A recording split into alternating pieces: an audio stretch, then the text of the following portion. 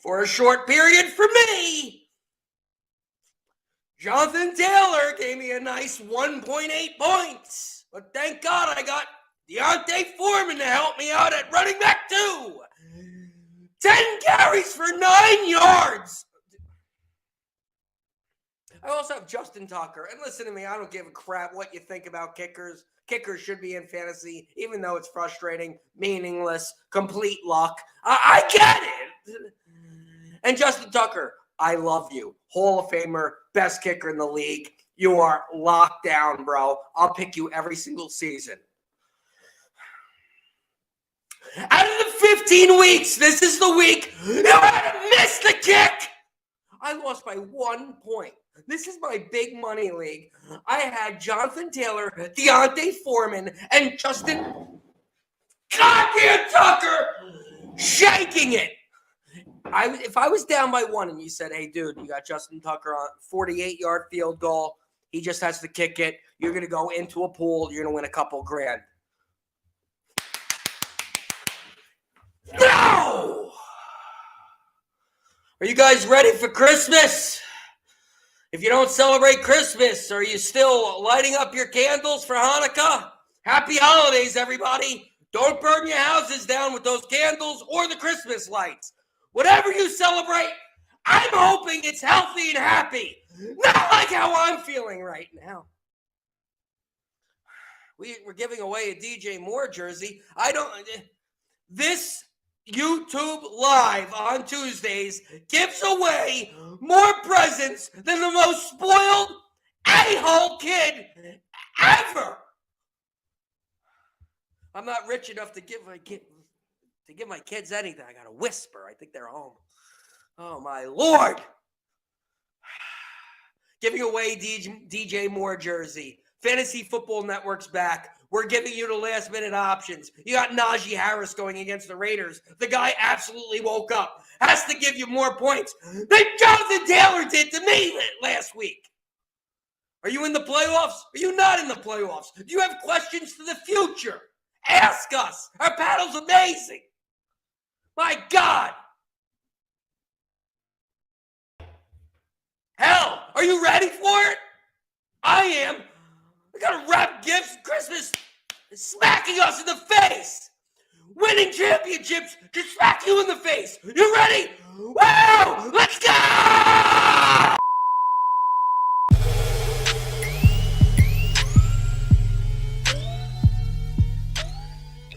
Welcome to the Fantasy Football Network live stream. I am Philip Mayo, aka Thrills Fantasy Football, bringing you the injury updates from Week 15, Week 1 of the playoffs. I hope you had a great weekend, not only spending time with friends and family, but watching your guys, your players, your team hopefully get you a first-round victory, or if you had a bye, congratulations. I hope you're moving on to Week 2 of the playoffs. Let's talk about some of the major injuries. There weren't too many, but some of them are more for concerning playoff fantasy players, such as, let's say, Justin Fields of the Bears. He left the game. He was limping.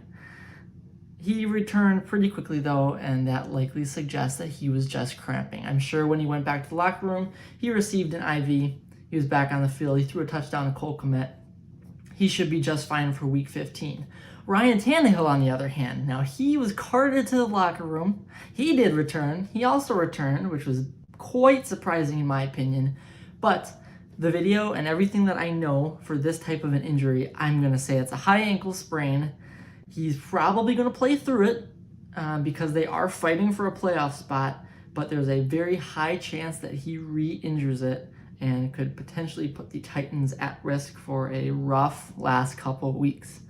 I do think he'll play this week, so if you need a quarterback because maybe your quarterback's injured, I wouldn't lean towards Tannehill, but he'll be playing.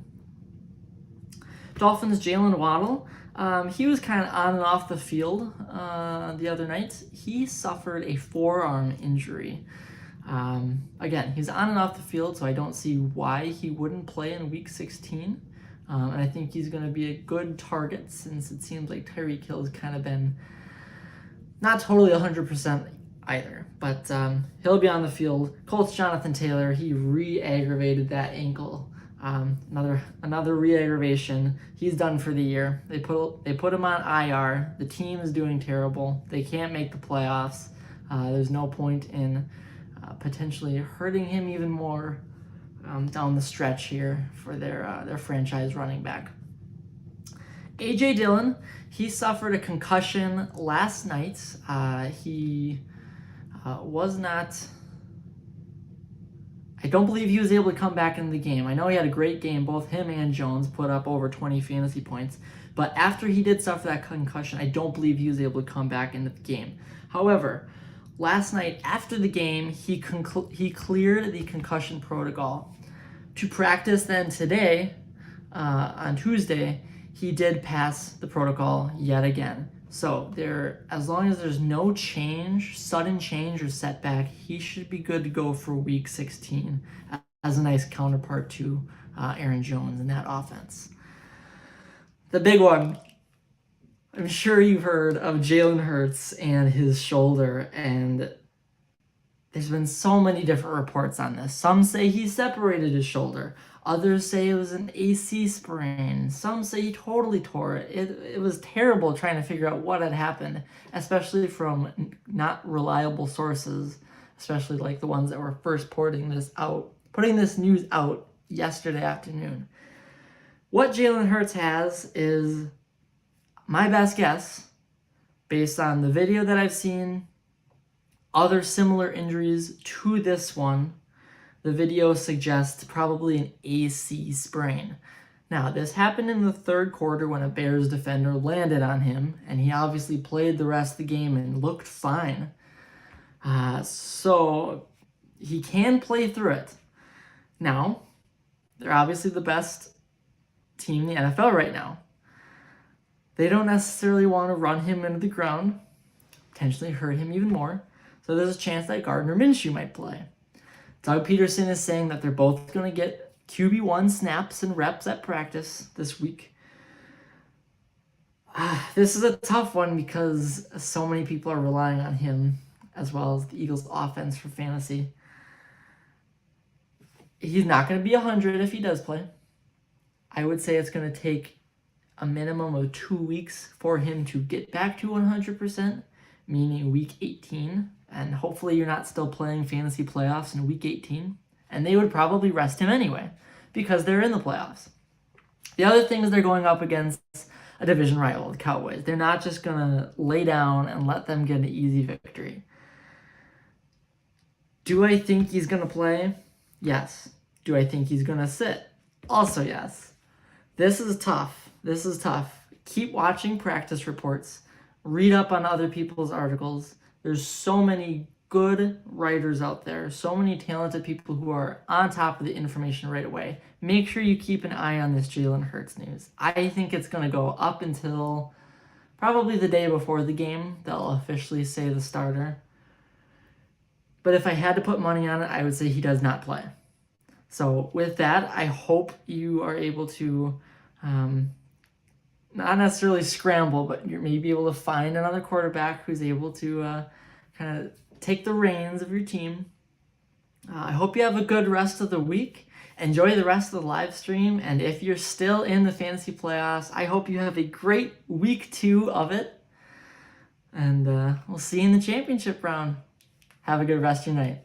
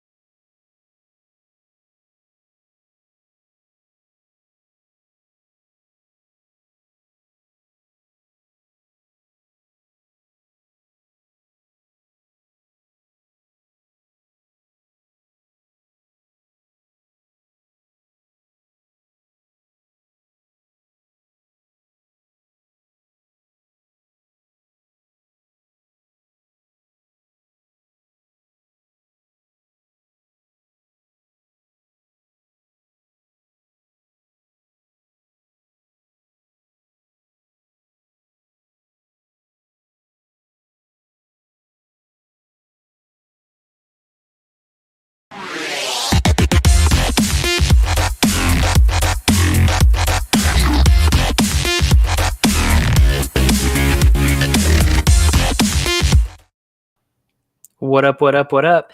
I am the professor. No, I'm kidding. I'm not the professor. I'm just filling in for a second. The professor is having some technical difficulties, I do believe. So until then, Kyle, what's up, man?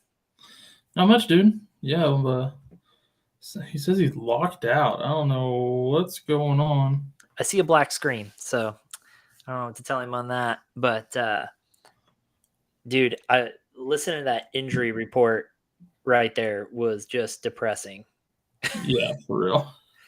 I mean, they talk about these names that are helping people, and I get that Jonathan Taylor was hurt a lot of the season, but he still came back and performed well and helped people make the playoffs.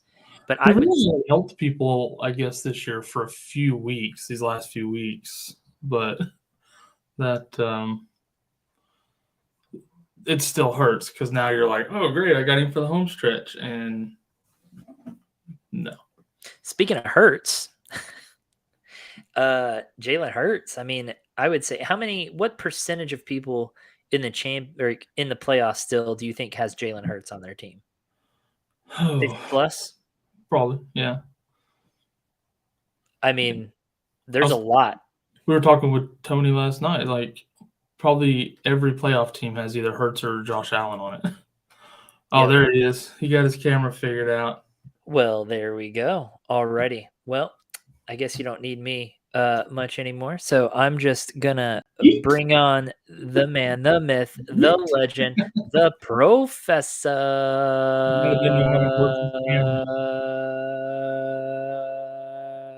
Take it away.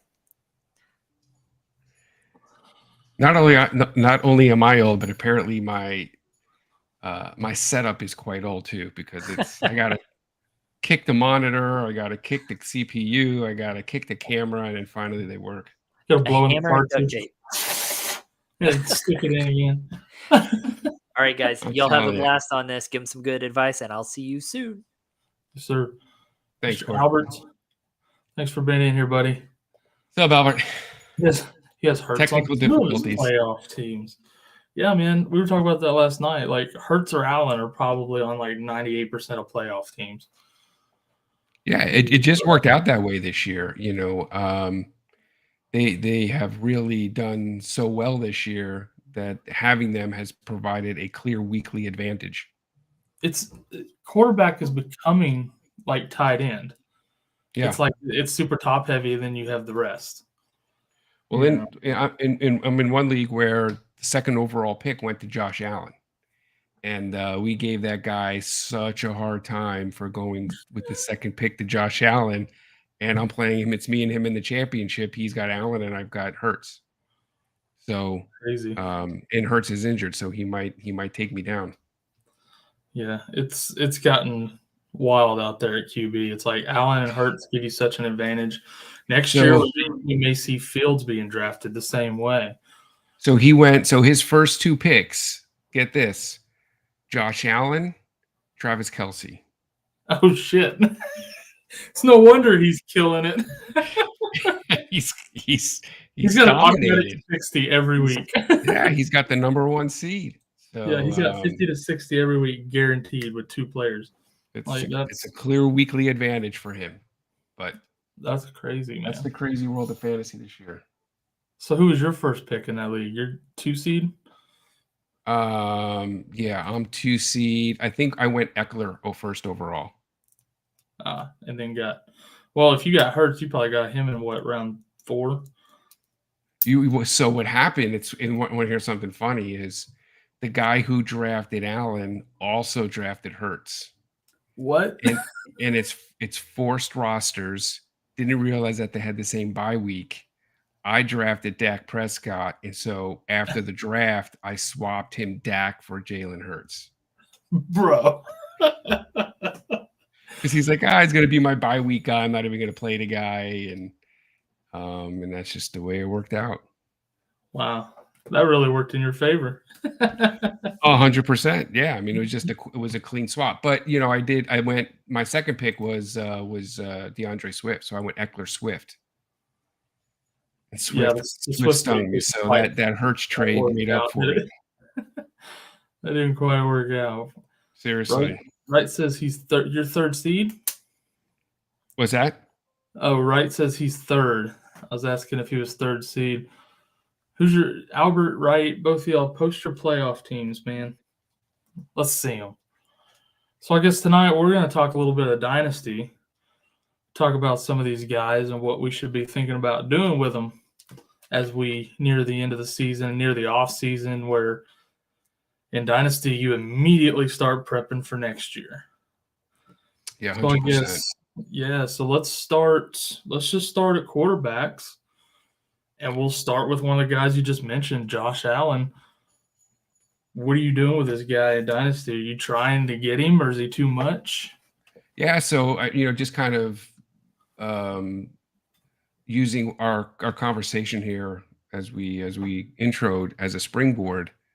You got to think moving forward that Josh Allen and Hurts are the two guys that you want to have on your roster.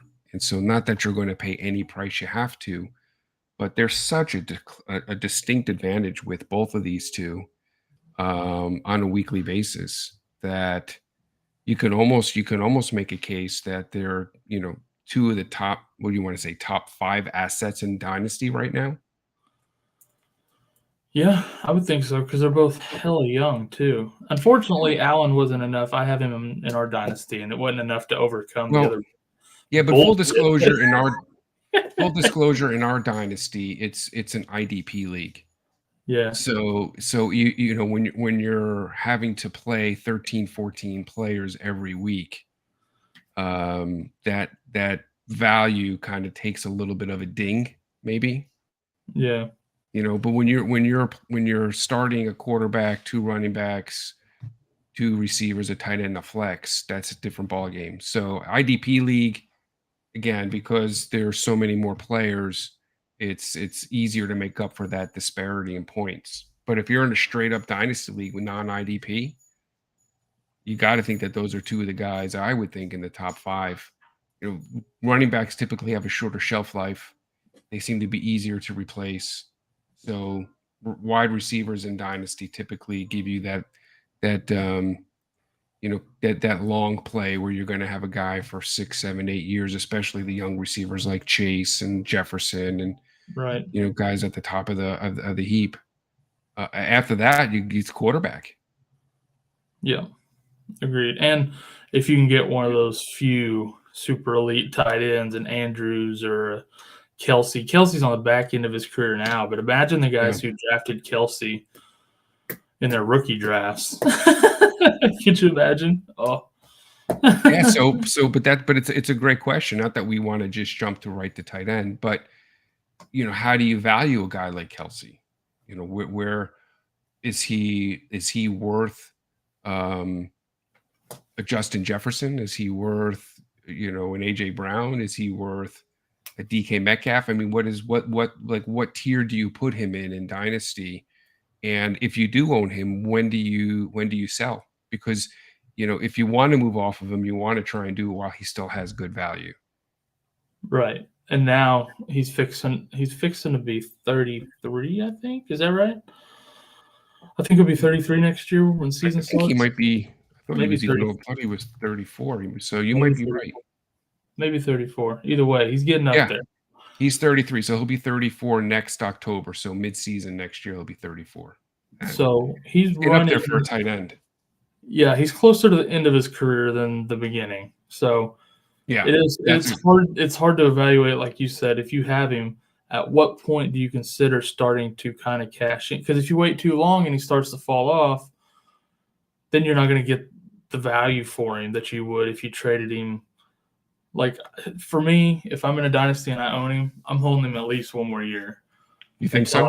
Yeah, because I don't think they have a strong enough – they don't have a strong enough receiver room, and they don't have a replacement plan for Kelsey in place yet. I think we could start to see some of that forming over this next offseason and in the draft maybe. And then maybe we ride out Kelsey one more year and sell him. But I'm not sure I could hold him much longer than that because of that age, man. Makes you nervous a little bit. Well, there's one thing that Andy Reid has showed us. It's his willingness to move off some of the skill players. They're not going to move Mahomes. Mahomes is locked in there for Right. he's going to retire a Chief. But they did move Tyreek Hill at what you could consider a peak of his prime. Yep. For great value. I mean, they're not willing to pay guys at that skill position the way that other teams might. So if I own Kelsey, you're draining everything you can out of him this year. I don't know if I'm going to hold him next year. I think I might try and flip him and get something of value. Try to flip him this offseason. He's under contract through 2025 with the Chiefs. Does that change your mind at all? Yeah, how much of that is guaranteed and how much of a cap hit? I mean, they might be able to cut him before that and not really take much of a hit to the cap. Yeah, well, where I'm looking at it doesn't really break it down that way. It's just a quick deal, but I mean that does matter too. Is it what's his contract? Because I don't know it offhand. Is it a friendly contract? It's very back end loaded, so it goes up. So maybe they backloaded it so they could cut him and not pay him most of it. I don't know, because he's older. But like this year, he made 6.5. Next year, he makes 12.25. 2024 makes 14. 2025, 16.25. So it starts working up pretty significantly over time. Right. I would imagine they probably have an option to get out of it in 2024. If I was guessing with an aging player like that. But I don't know. It's tricky when you get a superstar like that. It's like, but it also depends on your dynasty team. Are you trying to win immediately? Is your whole team kind of aging? That's Are a you fair trying point. to get it in and under the gun before you got to do a total rebuild? That's a fair Or is point. your team pretty young and he's kind of the last deal? Because that's kind of where I'm at in my in our dynasty league. My whole team's super young, and then I got Diggs as kind of the old man on the block. And it's like, at what point? I know they just signed him to a new contract. He's got a few years left, but it's like, here in a couple of years, I'm going to have to start seriously considering, where do I draw the line with him? Kind of the same way. Yeah. So No, I think you've got to weigh all those things. It also depends on what type of a trade you're going to get. I moved this year, and I'm a Raiders fan, and I moved off of Adams, maybe a year too soon, because I think he's still got a couple good years left in him. He's kind of over the prime years traditionally or historically for wide receivers. But I was able to pick up Chubb and DK. And so I felt like that's basically what I turned him into. So I felt like, I get younger. Got plenty of good years left in him. Yeah, I get younger at receiver and also pick up a guy who can help me right away at the running back position. So, it depends on what you're going to get. Right.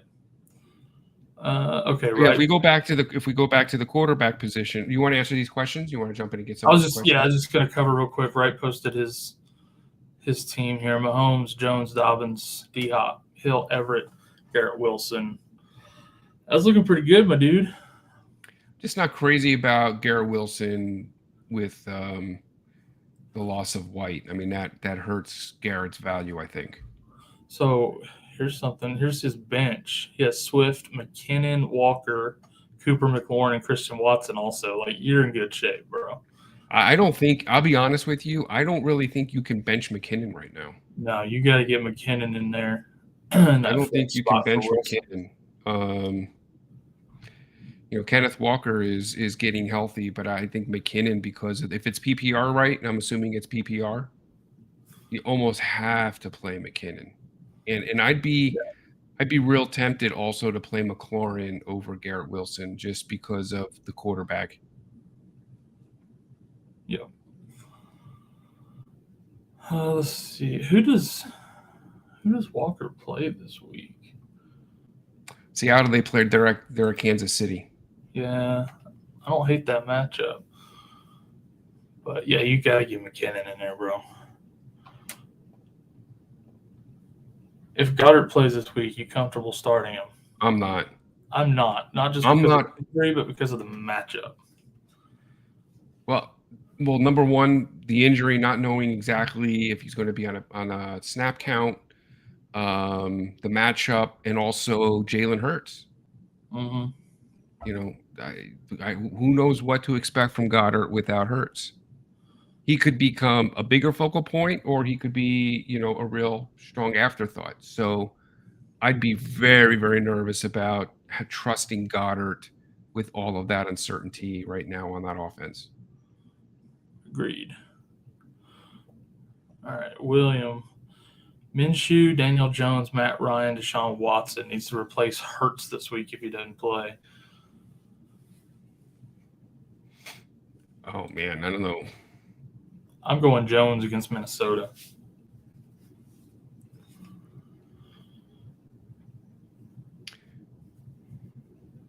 Okay.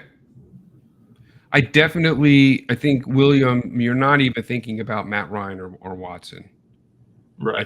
I think it's between Minshew and Daniel Jones. Those are the two guys you're going to be thinking about.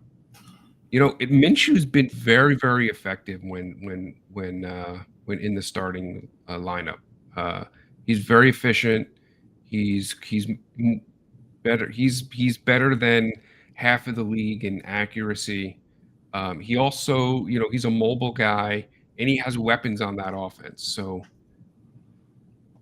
to me, it's definitely between those two. I would probably agree with Kyle, though, and just give the nod to Daniel Jones because of that matchup. Playing in Minnesota, we saw what Matt Ryan did to them last week. Yeah, for the first half. For the first half, yes, but the defense is horrendous. Yeah, their defense is not good. Not good at all. All right, so we agree Kelsey's a little bit difficult to call. Yeah, back to talking dynasty. Yeah, going back to talk about what we're talking about. Kelsey's tough to call. I think I give him one more year. You're saying maybe go ahead and trade him this offseason. I try and shop him, but I want to see what I'm going to get. It's hard because, we're talking about moving a guy who is, in some cases, is going to be a league winner type of tight end. So, you're not going to just unload the guy. I'd like to see what you can get back in return. And also what's your other option at tight end? Are you moving him for a younger tight end and other pieces? Do you have another tight end on your roster and you're moving him to upgrade at another position? Right. Again, if you can use him to kind of work a deal to get one of those two quarterbacks to get Allen or Hurts, I think you got to do that. Yeah. All right. Who do you want to talk about next? Anybody just? Yeah, I want to talk about. You wanted to hit on? Yeah, I want to talk about a couple more of the quarterbacks. I think let's just try and tackle position by position. And I kind of want to get your feedback too. Two guys really that, well, maybe 3 or 4 guys that I really want to kind of talk about a little bit, just to kind of gauge. Obviously, we know the players that are valuable, but how do you measure their value in dynasty? One of them is Tua. Where do you put Tua? Do you like Tua long term in this offense? Are you concerned about his health? If you have Tua, are you making sure you have a strong number 2? I think if you do have Tua, yes, you have a very strong number 2. But honestly, I don't know if I'm a believer in Tua as a talent long term. Mm-hmm. I like him in this particular offense with these weapons. It's worked out for him. I don't think he's a pure talent like some of the guys we were talking about, like a Hurts and Allen and stuff like that. So I'm probably trying to sell him high this offseason off of a really good season and upgrade. Yeah. I wouldn't necessarily disagree with that. I think you're going to wait for him, though, to have another boom game if he has one between now and the end of the season. Well, I mean, he's had a really good season overall. He has, but he's been a little bit of a letdown 2 of the last 3 weeks. Yeah. And so it'd be interesting to see how they finish out the season. They've lost 3, 3 in a row now. A couple of guys, just briefly looking at the list you had sent me, that I would maybe try to look to move him in a trade for: Burrow and Trevor Lawrence. Definitely, I think definitely Trevor Lawrence. Trevor Lawrence might be a guy who's now just starting to hit his stride. You see him really coming on now in Jacksonville. Mhm. Peterson is just a quarterback-friendly coach. These last It's few cr- weeks have been, especially this week against Dallas, he looked real good.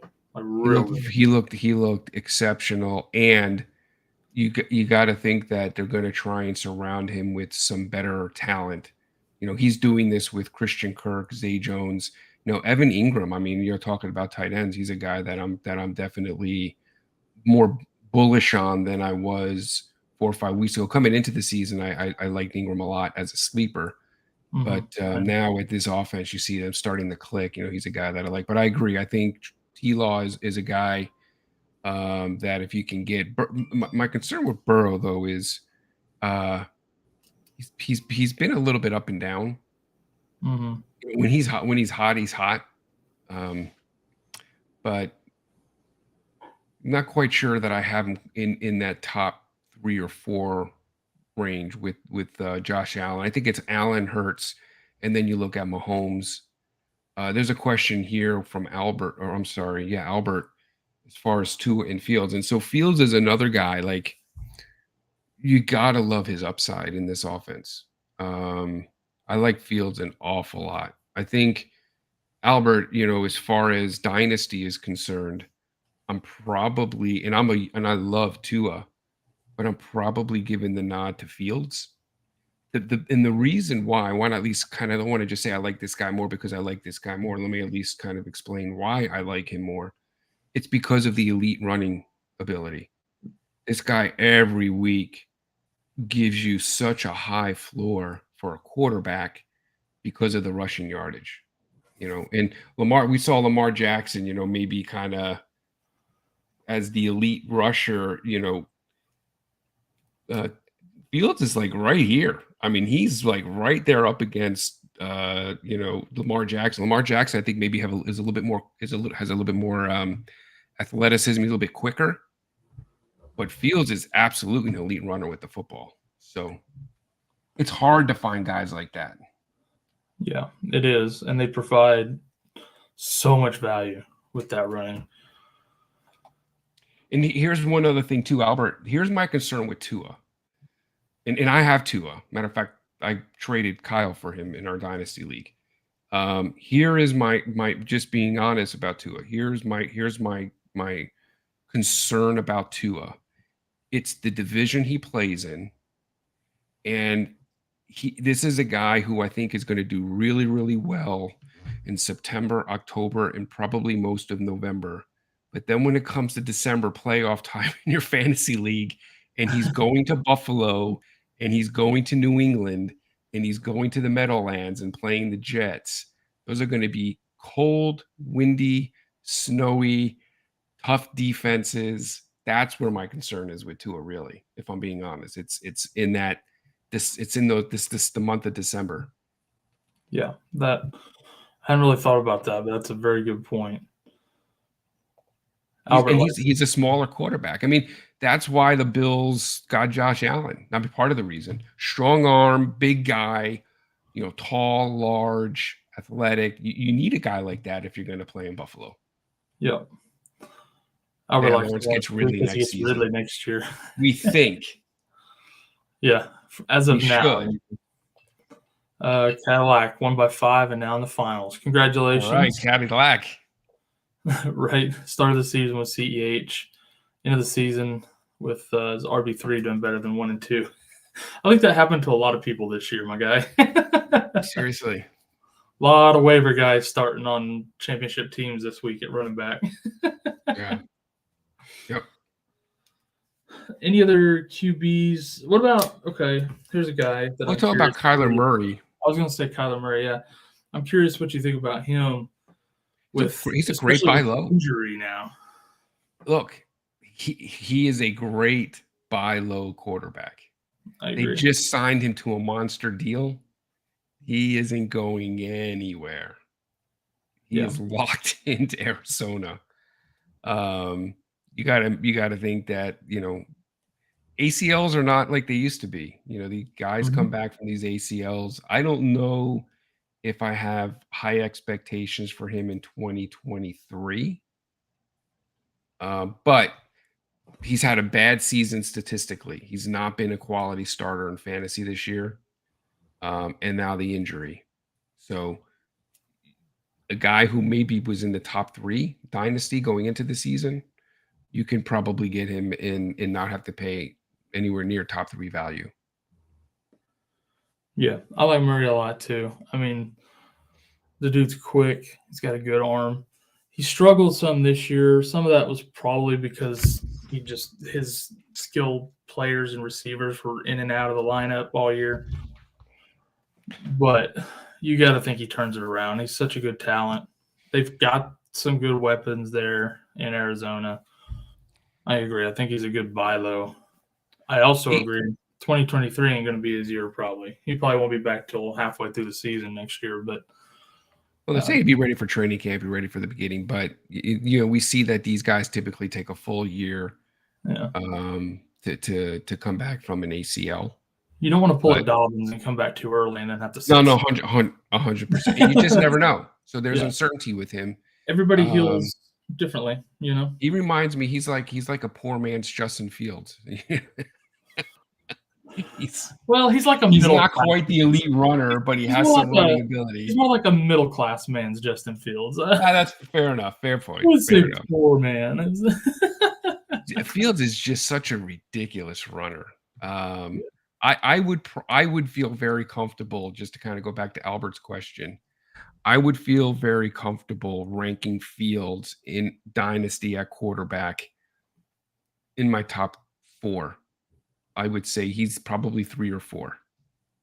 You have Mahomes, but Mahomes is a different guy in fantasy too, without Tyreek and with the aging Kelsey.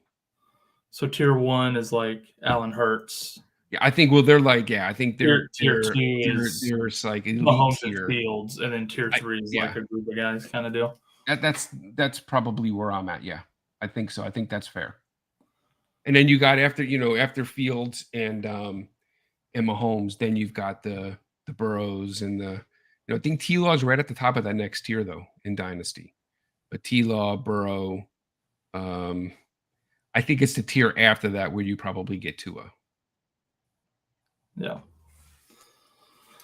Let's see. It's also another guy too, real interesting guy. I don't want to spend the whole night talking about quarterbacks, but another really, really, we didn't even talk about Lamar.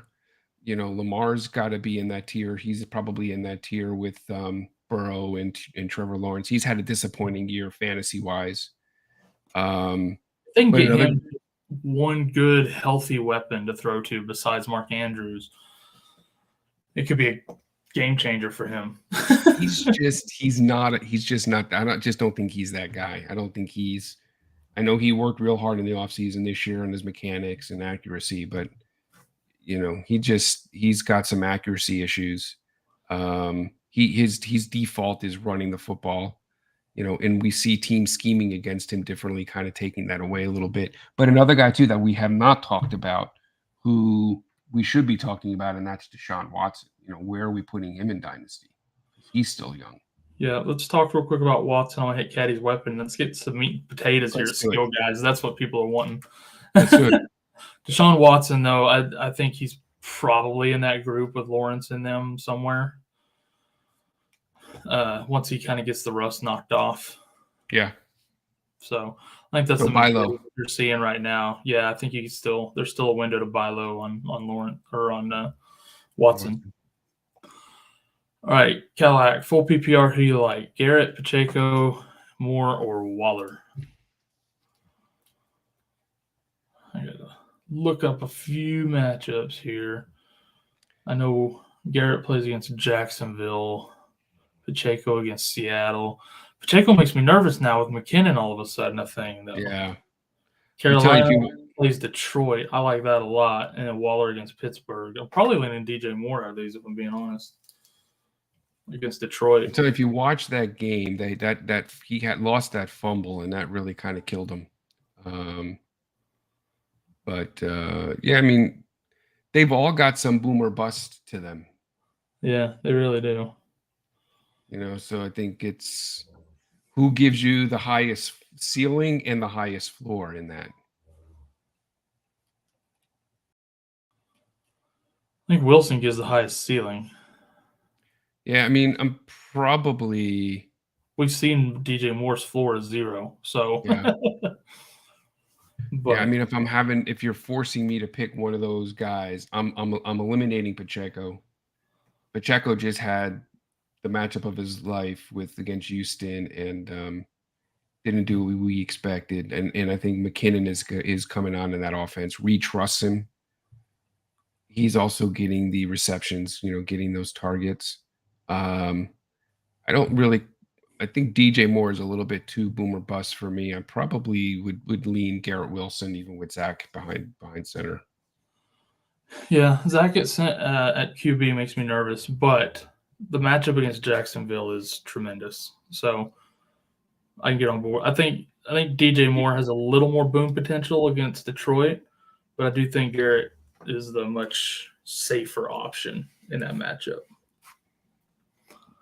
The issue with Mr. Waller, by the way, what's up, just dude? because he's got Waller in the list, he ran less than 70% routes on dropbacks, and he had less than 10% target share. So I know we had the one touchdown catch, but that's not enough for me. So let's talk tight ends for a sec before we hit running backs and receivers hard. We can kind of talk about them as a group here. Yeah. Is there a bit of a changing of the guard? Kelsey and Andrews are still your top 2.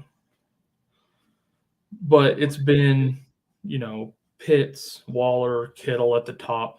Are they now being replaced by guys like Goddard, Njoku, Hawkinson? Pitts is a tricky one. Like, everybody's high on Pitts in Dynasty. I know he shit the bed 2 years in a row for us. Is he still up there towards the top? Do we put those guys I just mentioned ahead of him? What do you think? It's hard to just totally dismiss him, but I don't think, going into the season, if you look at dynasty rankings, most dynasty rankings had Pitts number 1.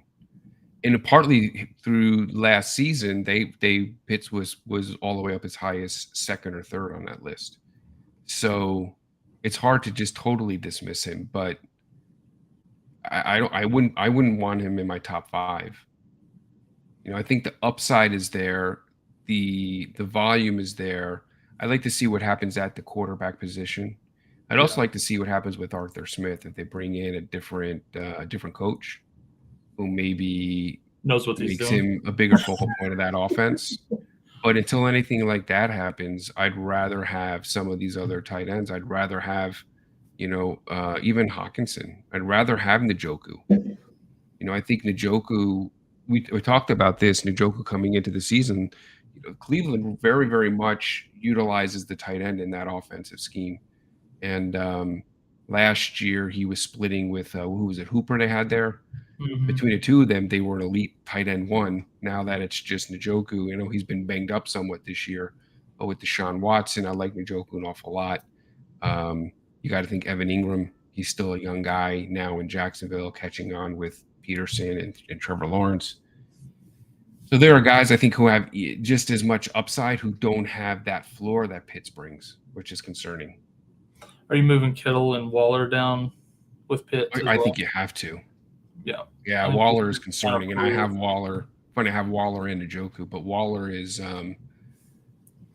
he was a guy you had to move last year. I think now we're seeing him beginning to break down. Yeah, and this offense is going to run through Devontae Adams. It used to run through Waller. That's gone.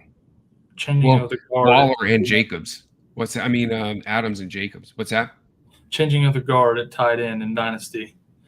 A lot of 100%. A lot of shifting around this year, man. A lot of guys moving up, a lot of guys moving down. Yeah, 100%. I was surprised that just given now what's taking place with Waller that they did because Green Bay was interested in acquiring him, that they didn't move him, and maybe it's like Hawkinson would have been great in Vegas. Yeah. Instead Minnesota got him, but if he was on the market, maybe they try to trade Waller. Raiders get. Maybe they try to move Waller this year. Yeah, we'll see. We'll see. Maybe a year too late in real life too, huh? I love Waller. I'm a huge Waller fan, but All right, he's let's getting see up what there now. Sarcastic's got to say. Hurting bad this week on running backs. My best running back is ETN. Swift is dead. White is boomer bust. Pacheco lacking in the TD area, and Dylan is solid. But do we really start him in the playoffs? That's a good question. Green Bay plays Miami this week. I don't know how I feel about starting Dylan there, but Well, Dylan might be Dylan. What's the deal with his injury? he cleared concussion protocol, so he's good. Should be good. Okay. Yeah, I'm concerned about Pacheco. But Swift, I wouldn't say Swift is dead. He's definitely not what we thought. We thought that he was beginning to reemerge there in Detroit, and that certainly did not happen. It's not a bad matchup for Swift this week against Carolina. Yeah. I don't know if I like ETN. I don't like ETN against the Jets.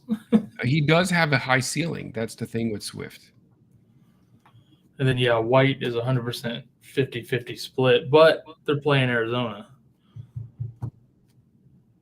Yeah. I mean, I think you got to go. Probably needing, 2 and a flex? Yeah. I mean, if Dylan is healthy, active, and I mean he looked great Monday night, last night. If not for that injury, he would have had a much better night. But I don't think I'm starting Pacheco. I just don't trust him. No, and I don't think I can start ETN against the Jets either. That's tough. Yeah. If Dylan, if he doesn't have any setbacks with that concussion, start Dylan. If you're needing a 2 and a flex, I'm probably going Dylan, Swift, and White. But if you just need 2 and you got something else for your flex, then Dylan and probably Swift in that Carolina matchup. Yeah.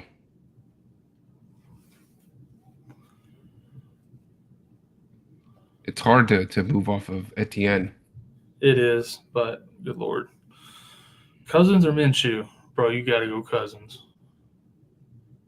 Playing the Giants, he's on fire. That offense is on fire. He's playing the Giants and he's at home. Yeah, you got to go Cousins. All right, let's talk about some running backs and receivers. Anybody you want to talk about specifically? Yeah, I got a couple guys. I mean, I like to talk about guys that we all know that are studs, but is it ready? Is it time to move off of them yet, or are we kind of going to continue to ride them for another season or two? And that's Derrick Henry, Eckler, yeah, and CMC. For me, Eckler, I'm holding on to for another year or two. Probably, Okay. I think you can get 2 more out of Eckler. Henry and CMC frighten me. Mm-hmm. Their usage frightens me. CMC's injury history frightens me. He's been relatively healthy this year. I think it's a good time to move on from him while his value is high again. And then Henry's usage is just I think we're already starting to see a little bit of wear and tear on him. I don't think he makes it through another whole season as He's going to be 29 in January. A top guy. I'm trying to move. Henry's probably the top guy on my list. I'm trying to trade this year. Right. He's the oldest out of the list. He'll be 29. Eckler is going to be 28, and CMC is going to be 27. Another guy I'd like to throw in that same group is Dalvin Cook. Yeah, that's another good guy to throw in there. 27. He's 27 right now, so he'll be 28. Yeah. That group of guys, they've been at the top for so long, they're still performing, but they're all going to hit a wall eventually. So if we're talking dynasty, give me your top. I think Eckler probably has the most tread left on his tires of all of them. So if you give me your top 5 dynasty, I still think Taylor's at the top. I still think Taylor's the top guy. Barkley would be number 2. So is this a buy low opportunity for you on Taylor? Yeah, absolutely.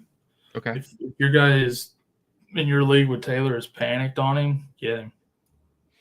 So you got Taylor as 1. Yeah. Taylor's 1, Barkley is 2. I like Swift number 3. Really? Yeah. I think he's still got another season or 2 that high. You're not worried about the usage, the loss of the touch, the goal line looks, and the injuries, and that those things don't scare you off him? Not yet. Okay. Not yet. Fair enough. Let's see. Number 4. There's a few guys or a couple of guys that I like that make me a little bit nervous in Breece Hall and Javonte Williams. I think I'd probably put like Kenneth Walker number 4. I like him a lot. But Hall and Javonte, I feel like, are like a 5A, 5B. They both got hurt this year. Like, we don't know what they would do with a full season of a full workload yet. But I think the potential is there for them to be huge. Yeah. Don't disagree. Then I think after that, moving on, I think you got to put ETN with proper usage, of course. Ramondre, Josh Jacobs. I don't know, what's that, 8? Yeah. Pollard's got to be in there now. Who? Pollard. Yeah. Pollard's got to be in there. Where do you rank a guy like Najee? I think there's still a lot of potential for Najee if they get that offense right. It needs some work with the O-line. Pickett needs to develop a little bit more, but I think he's still, in that 9 to 12 range, probably somewhere. Okay. And another guy that you left off the list, I don't know if you did that intentionally, but that's Saquon, or did you mention him and I missed it? I said Saquon at 2, yeah. Okay, I missed that then. Okay. But I'm knocking down. Chubb's knocked down for me. McCaffrey's down. Swift is down. I like Swift, but he's not top 10 anymore, I don't think. Mixon down, Cook down, Henry down, Kamara way down. Even Aaron Jones is aging a little bit now. What about a guy like Rachaad White with Fournette getting older and? Yeah, I like him. I like him a lot. He's probably 12 to 15 range for me. Okay, fair enough. But I mean, like, it's a stacked top 15. Like, if you look at, and there is a changing of the guard as far as just like in tight end, some of these older guys that aren't as reliable as they used to be. It's starting to look that way at running back too. There's a lot of guys aging out of that right now. Yeah, totally agree. Yeah, no, I agree. No, I get it. A lot of those guys, like each one of those guys, almost has some red flags or concerns, with the exception of maybe Saquon. I think Saquon is the one guy who is kind of safe. Running back's kind of a red flag position, anyways. Well, the issue with Saquon is just him staying healthy. But in terms of, let's just assume he is healthy for just a second. There isn't anybody else in that offense that's going to push him for touches. That offense is going to continue to run through him. They're not going to change head coaches. I don't anticipate them doing anything significant at the quarterback position. So everything's going to stay intact for him. And so that really, I think, gives you some security and comfort with him being in the top 2 or 3. Who's your top 5? Yeah, so I think Saquon is probably my number 1. I'm concerned with Breece Hall. I think he's super talented, but that injury that he sustained, and then them picking up And I don't know that we're going to expect anything from Robinson, but Michael Carter, Zonovan Knight's been coming on. Garrett Wilson seems to be a legit receiver. So I'm not sure that he takes on that workhorse type role that you really want in an elite running back, especially in Dynasty. So it's kind of a red flag for me on him. I like Josh Jacobs an awful lot.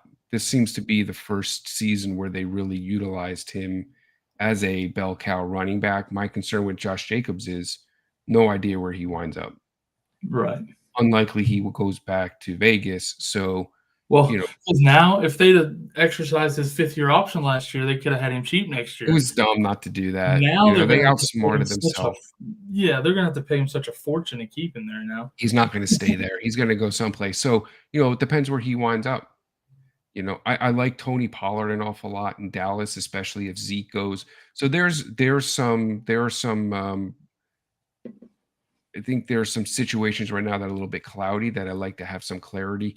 I still, to be honest with you, McCaffrey does have the concern with the soft tissue injuries, but I like McCaffrey probably more than Henry and Eckler, mostly because of his age and because of his situation there in Frisco. My concern with McCaffrey is that with coming in and having a healthy, running back room, are they? I don't know that they're going to continue to use this guy and give him 20 to 25 touches. I think we're probably looking at him 10 to 15 touch range, going into next season, and that hurts his value a lot for me. As much as I like McCaffrey and think that that there's still some upside, some good upside there with him. So I know you're asking me for my top 5, and I'm having a hard time giving it to you, mostly because of the uncertainty that exists right now at the running back position. I feel like I'm in a presidential debate. Stop dancing around the question. Answer the question. Yeah, I would start with Barkley at number 1, and then somewhere in there, I'm kind of looking at the list here of running backs. I'm not as high on Walker because not utilized enough in the passing game for me. Yeah. What's that? Yet. It's been improving. They've been showing signs of wanting to use him there. Right. Maybe this offseason they figure it out a little bit more. Yeah. No, I hear you. You could be right. Breece Hall, some concerns there just because you got 2 other running backs now who look to be very good. I'm not high on Mixon. So I'm gonna say, Ramondre Stevenson's a guy who has my eye in Dynasty. Tony Pollard has my eye in Dynasty. Barkley has my eye, obviously, in Dynasty. Jacobs, because of his age, depending on where he goes. And then I would probably round out the top 5 with a Christian McCaffrey because I like him over the other guys, the Henrys, the Ecklers, and the Cooks. But that could change depending on what's going on going into that offense next year and how they utilize him. Yeah. All right. Real quick, because we're out of time. Raiders going to tag Jacobs. They made him a team captain. I doubt it. You don't see running backs get tagged very often. Yeah. Real quick, Goff or Lawrence this week? Lawrence plays the Jets. Yeah. I don't like the matchup. Carolina. I don't like either one. I think you got to go Goff against Carolina. Yeah, they're both away. T-Law is probably going to be ranked over Goff. And T-Law's been playing, he's been playing lights out. But I'd feel more comfortable starting Goff because of the matchup. Same. Jason also feels like JJ should be 101 next year. We didn't even get to the receivers, but yeah, I think receivers are. Yeah, and we were going to talk about Kupp and some of the other guys, but yeah, I mean, real quick, your top 5. We don't have time for that. Actually, we got to go. All right, so let's go. We talked about QBs too long. All right, we'll be back real brief break before Boom or Bust. We'll see you guys in just a moment.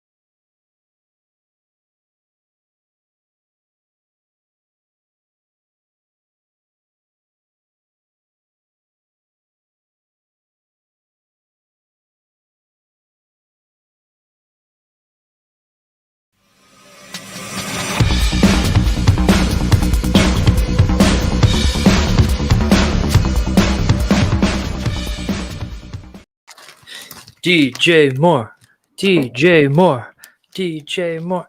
He's just been fine this year. But hey, we got a signed jersey to give away of his tonight. So hey, there's I that. forgot to give out the bonus word during the last show. We got caught up in discussion.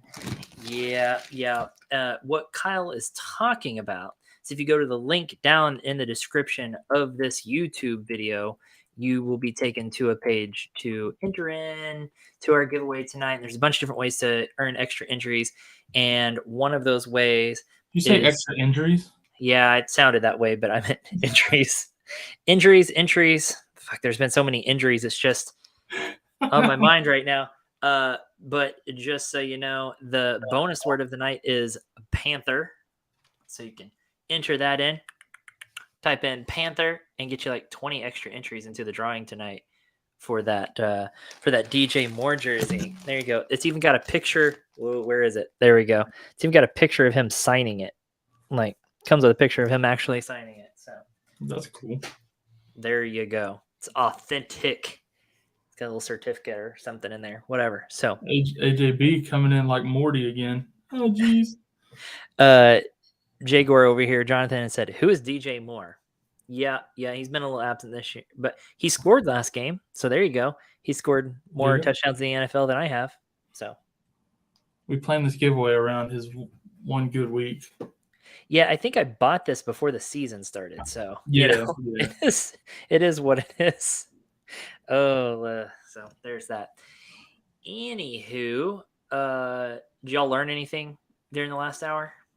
Yeah, we learned that we talked about QBs for too long and didn't get to cover receivers.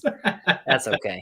We're like a minute over. Tony's like, "Who's your top 5?" I was like, "Nope, ain't got time for that." Which is funny because wide receivers are probably much more important than quarterbacks, but that's fine. I felt bad. I had to cut it off like that. And I'm like, we're out of time. Oh, well, it happens. Speaking Maybe of, we'll do it at the end of this if we have extra time. Well, then why don't we get to it? Let's do some booms and busts.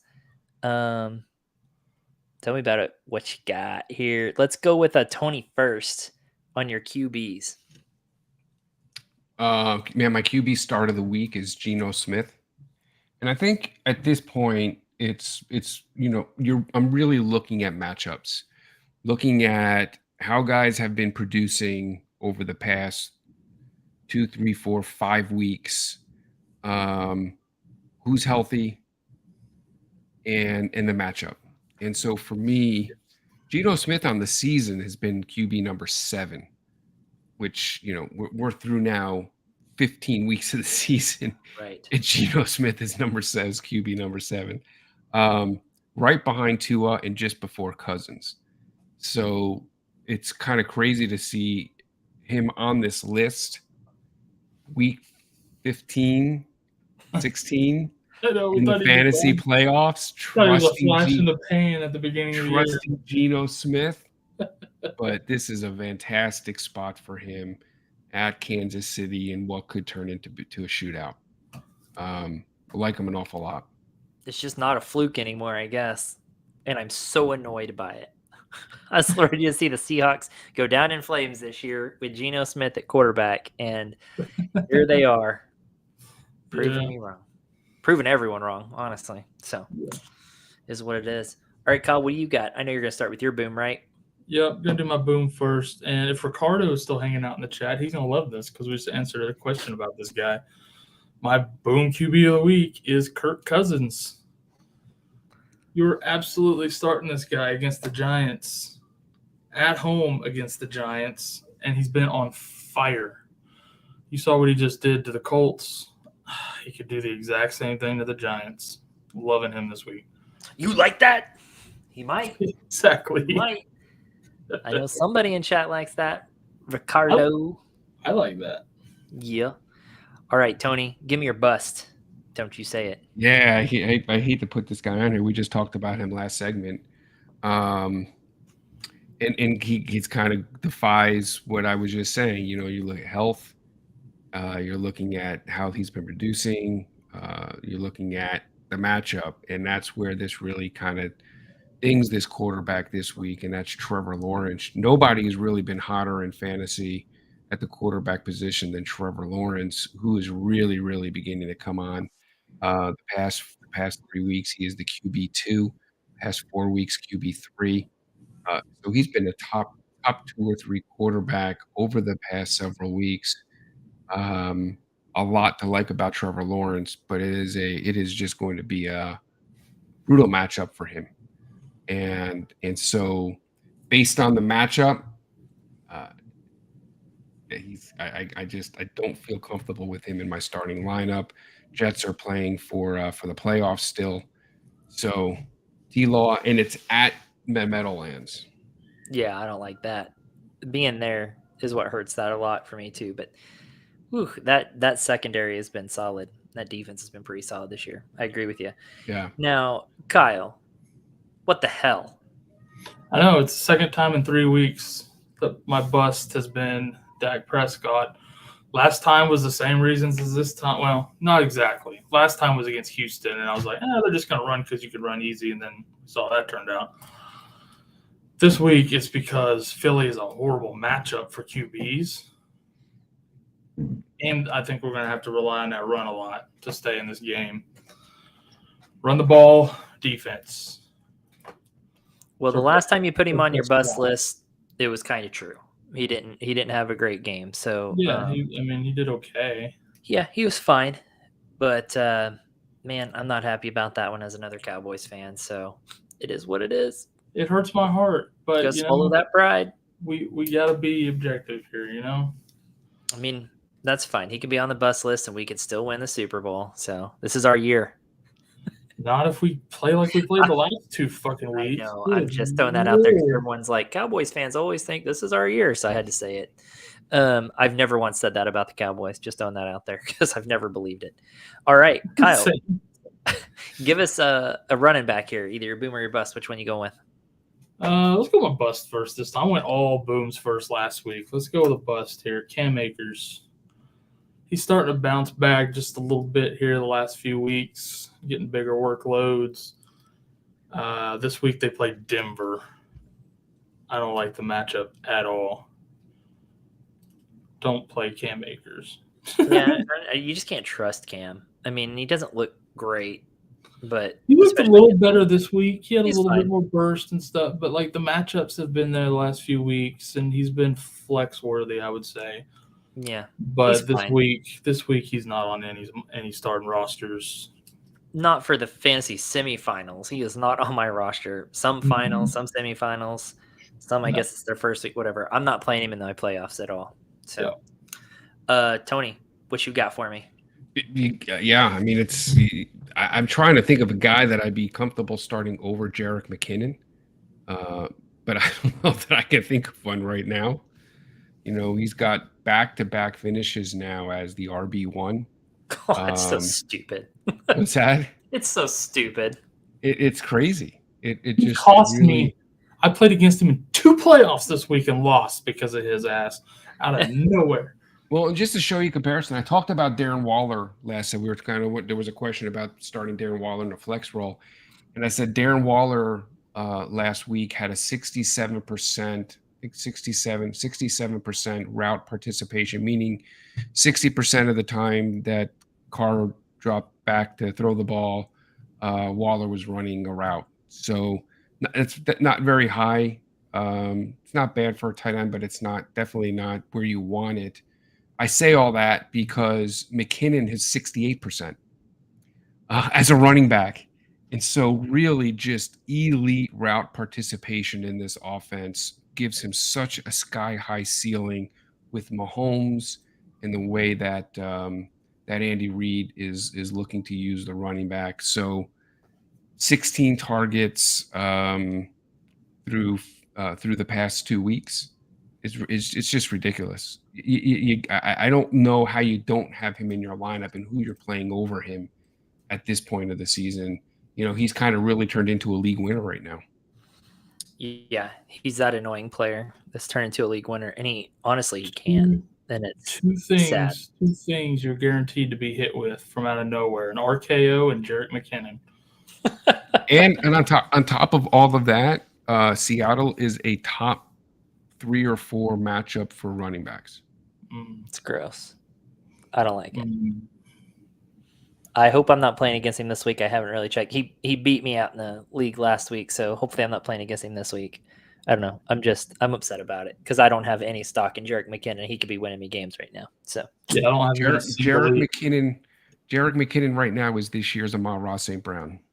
yeah, he's Yeah. just coming on late and taking over, and yeah, that's a good don't- comparison. I don't have him in a single league, and he was on waivers for half the season in almost all of them. No, Almost all of them sitting on No. waivers. You said Seriously. half the season? No, well, longer than that. I mean, he was out there for like 13 or At 14. least half. Hey, Say Amon-Ra was the same way last year. Came out of Hmm. nowhere. some of my leagues, he got picked up a little earlier because people were desperate in bye weeks, and Yeah. now Yeah. all of a sudden he's an RB1. It's crazy. So stupid. All right, who started that? Let's go with Kyle. Which one you giving me here? Yeah, my boom Boom. running back, Mr. Just Kidding Dobbins. I see what you did there. Yeah, I've always thought that was kind of funny initials to have, but yeah, I mean, he came back from his injury. He's had a couple of pretty good weeks, right?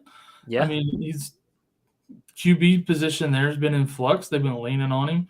This week he plays another soft defense in Atlanta, and I think you got to get him in there. Gotta start this guy.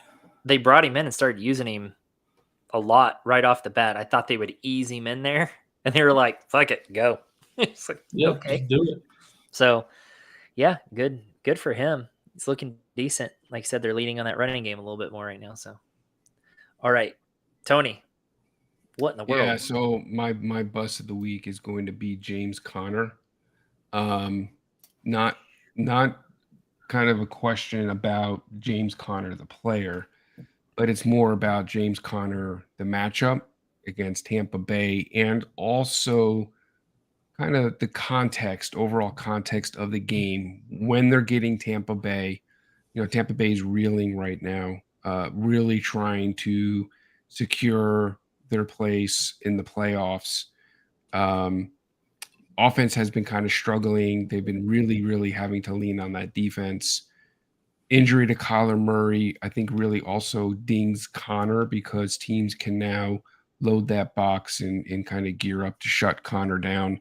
So matchup, time of the year they're playing. Arizona really isn't playing for anything. Tampa Bay trying to win their division. Great defense. The offense is struggling. It's just all of those things to me add up to a poor start for Conner this week. Sad day. Yeah. Because he has been doing really well and probably helping people make the playoffs and then make it past that first round of playoffs, and now all of a sudden just all right. Well, that kind of what? Go for it, Kyle. I didn't say nothing. Oh, I thought I heard something. Somebody said I something. was just going to say, it's tough depending on who your other starting options are. You might not have any choice but to start Conner. Right. Just don't have high expectations. Yeah, basically. Temper those expectations. Letting people know on IG to come over to YouTube and win this dang jersey that we're trying to give away. Alrighty, let's hide this on stream for a second. Let's just go to some to the chat over here where AJ says, "Oh, geez, I'm late." Ooh, that's what she said. Yeah. Okay. Anyways, Kirk Cousins or Jared Goff this week? I think we kind of answered that one earlier. Don't You you not think see so? the board? It's Cousins all day. Cousins. All day. Well, that's your boom of the week. Doesn't necessarily mean you got to start him over everybody, right? But I think I'm going Cousin over. Well, I didn't make Goff my boom of the week, so That's true. Let me see. Then we got. spoiler alert, he's not my super smash of the week either, Goff. So Well, there you go. you skipped one up there, by the way. Yeah, I'm gonna get back to it. Hold on. Minshew will be leading QB this week if he starts over Jalen. False. Next. Sahel in here. All right, let's go up here to. What the hell? Let's come up here to Jacob really quick. Is Zay Jones a must start? Weather has me concerned. Now this is going back.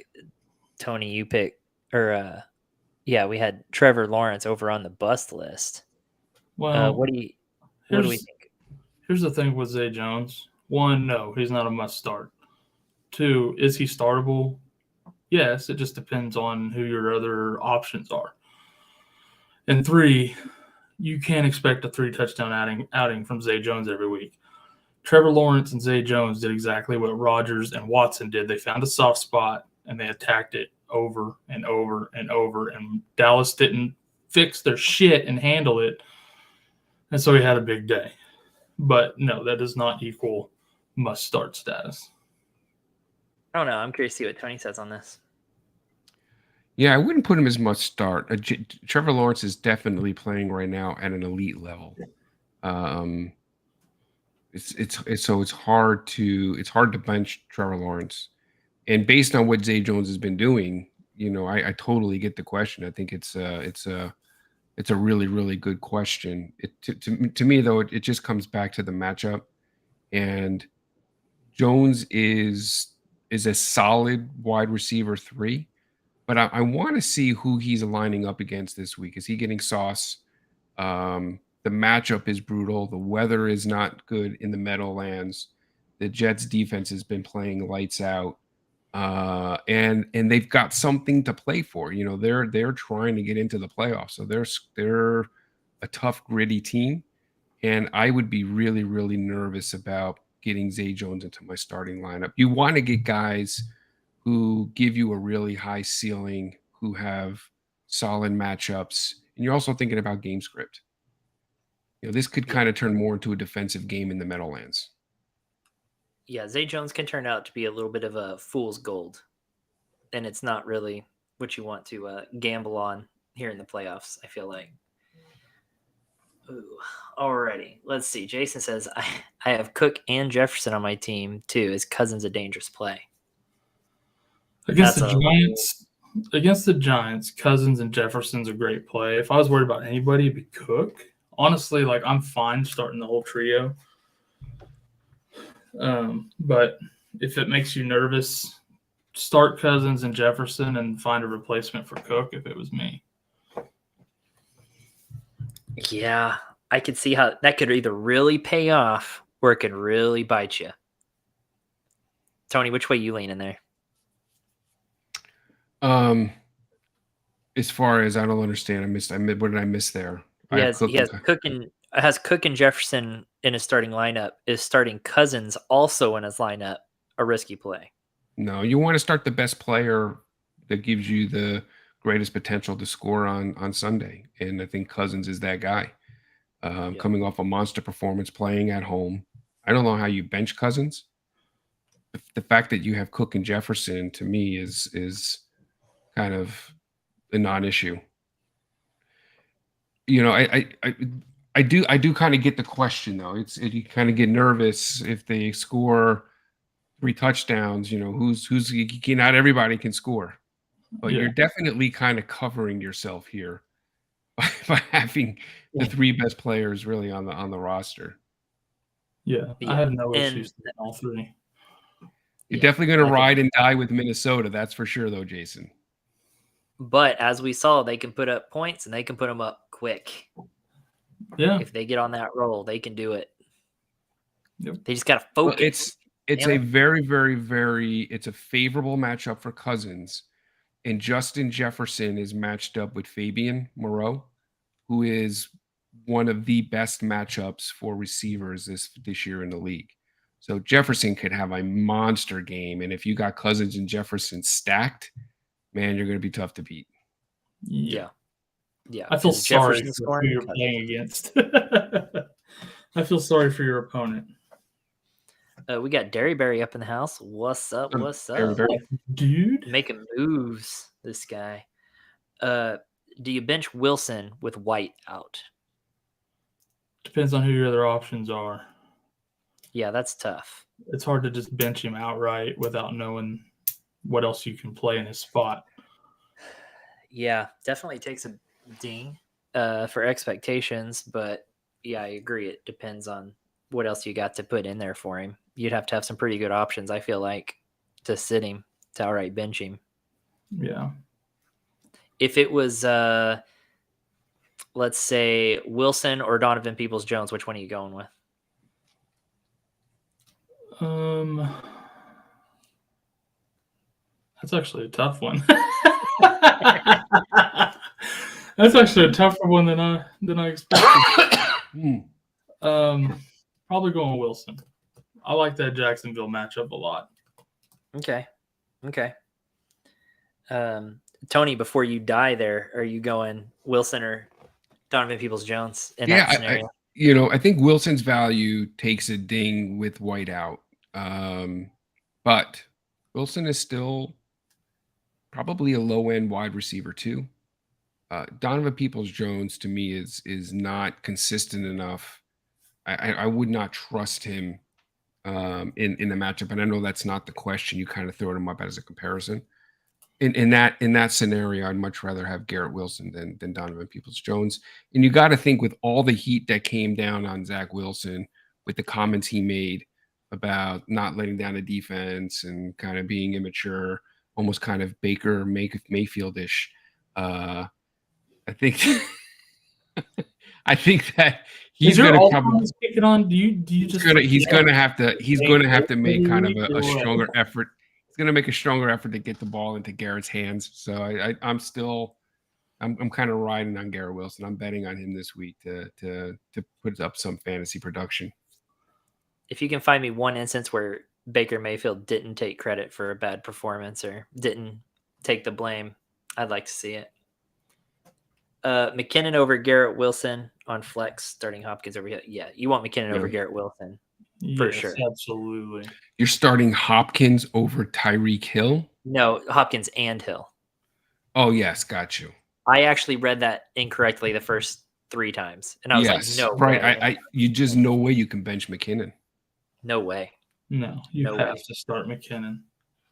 Yep. Alrighty, I'm gonna sneeze, and then we're gonna pull our board back up. Nailed it. Thank you. All right, let's move on to wide receivers. Tony, let's let you go first at wide receiver here. Yeah, so I'm going to kind of give a guy that you probably weren't expecting me to throw out there, but I like Darius Slayton as my boom receiver for the week. He is definitely the wide receiver 1 in this offense. Not expecting him to finish as the overall wide receiver 1 on the week, but he's got a great matchup, and I'm liking him with Daniel Jones this week to do some damage in what are they playing? Are they playing on New Year? Are they playing Christmas Eve as an early Christmas present? There you go. Yeah, I mean, who else is he going to throw the ball to, right? But he's had a couple down weeks here, but it's Philadelphia and Washington, and now he gets Minnesota. I'm feeling good about. So yeah, I just think that game could be a little bit of a shootout. I agree. I like the pick. Kyle, what you got for me? Yeah, my bust of the week, Michael Pittman. Aside from that game against Dallas, he's been playing really good since Matt Ryan got put back in the lineup. This week they play the Chargers. Not a great matchup for him. So if you got better options than Pittman, I'm probably rolling with those. That's fair. Not liking that quarterback situation there either. Ouch. All right, Tony, give me your bust. Yeah, my bust on the week is going to be Brandon Ayuk. Interesting because we saw Brandon Ayuk starting to come on this season with Garoppolo, Jimmy G behind center, but since Purdy has come on, he's just not been targeted. He's not been utilized in this offense. It's really been kind of the Christian McCaffrey show. And then we saw Kittle, came out after the game that Shanahan challenged Kittle last week to kind of they wanted him to do something with the yak. So he went into that game looking to beef up his yak stats, and certainly he did that. 2 touchdowns. I think this is going to be another one of those types of games where they continue to ride CMC. Maybe get Kittle involved, but I'm concerned with Brandon Ayuk because of the utilization. Jawan Jennings is getting just as many targets as Ayuk right now. That's saying something. Yeah. Also, though, not to take away from Kittle's performance, but when he would catch those balls, I mean, there was no one within 10 yards radius of it. I mean, he just so wide open. What the hell was that defense thinking or not thinking? I don't know. That was They weren't thinking. wild. They were not thinking. Yeah, All I right, mean, Kyle, the leading target getter in that offense right now is McCaffrey. It's McCaffrey, then Kittle, Juwan Johnson, and Brandon Ayuk. That's the pecking order. That's crazy. wow. That's crazy because that means Ayuk has gone way down because, there for a while he was trending way up. Yeah. And then all of a sudden just gone again. That's crazy. Yeah, no, 100%. But and the other thing, the other part of it too, which I kind of neglected to say, but it's also a very, very it's a tough matchup. Washington's been tough against the receiver. Yeah, Washington's defense is for real. I'm just gonna come clean here. I know why Ayuk has dipped in production. It's because we had a jersey giveaway. So don't start DJ Moore this week either. He's gonna be a huge FFN curse, kind of like the Madden curse. Yep, Yeah. we got the curse going here. All right, Kyle, that leaves you with Mike Evans, my man. Yeah, my boom of the week's Mike Evans. And I know, he's been down for a while, but Arizona is a fantastic matchup. And I think he finally gets back on the boom side of things. We're always talking about what a boom or bust receiver he is. I think he bounces back into the boom column this week. Gets to the end zone again. He almost had a long one last week, and he got called back on a penalty. They're trying. But against this Arizona defense, I think they're able to get it done. I think he has a good week this week. I agree. I like that matchup a lot for him for the next 2 weeks. Honestly, Arizona and Carolina, he's not looking too shabby. And it seems like that offense might be getting it together just a little bit more. I don't know. That's been tough. But TB12 just ain't got it no more. He's turning into a sheep instead of the goat. That's bad. I don't know. That's all I had at the moment. So that's what you got. All right, Kyle, hit me with the tight end. Yeah, so my tight end bust kind of goes along with Tony's wide receiver bust. And honestly, I didn't even dawn on me that he had picked Ayuk when I picked this guy. But Kittle is my tight end bust of the week.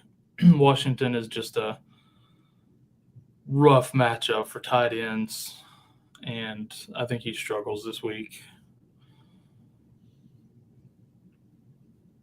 Possible. I mean, it's just a matchup thing for me, honestly. Yeah. And we just talked about that whole offense, so that's why I don't really got anything to add there. Exactly. Plus, I'm just not the smart one of the group. So we'll move on to Tony, who is the smart one of the group, or at least he thinks he is, and we tell him he is. Yeah, I don't know about that. He is that professor title is self-proclaimed. So that's true. Oh, I don't know about that. Dr. Tony. Actually, I'm actually lying. I started that, but you did start that, Kyle. Well, it's my fault. He's got fits, you wear it.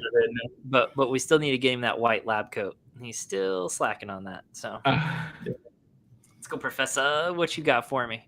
Yeah, so this is a guy I talked about last segment in our Dynasty segment about tight end buys, and I talked about David Njoku as a long-term buy, but this week Watson's still looking rusty.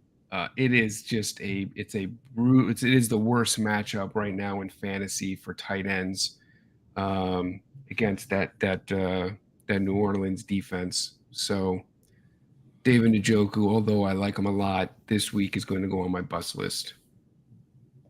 That's fair. Watson he hasn't gotten that rust off yet. Tough matchup. But I agree with you. Njoku's looking great. And I know I've said it before. He used to have pan hands. That was their big issue. Catch the dang ball. And now that he's gotten that figured out, what a beast. I like him. All right, Kyle, back to you.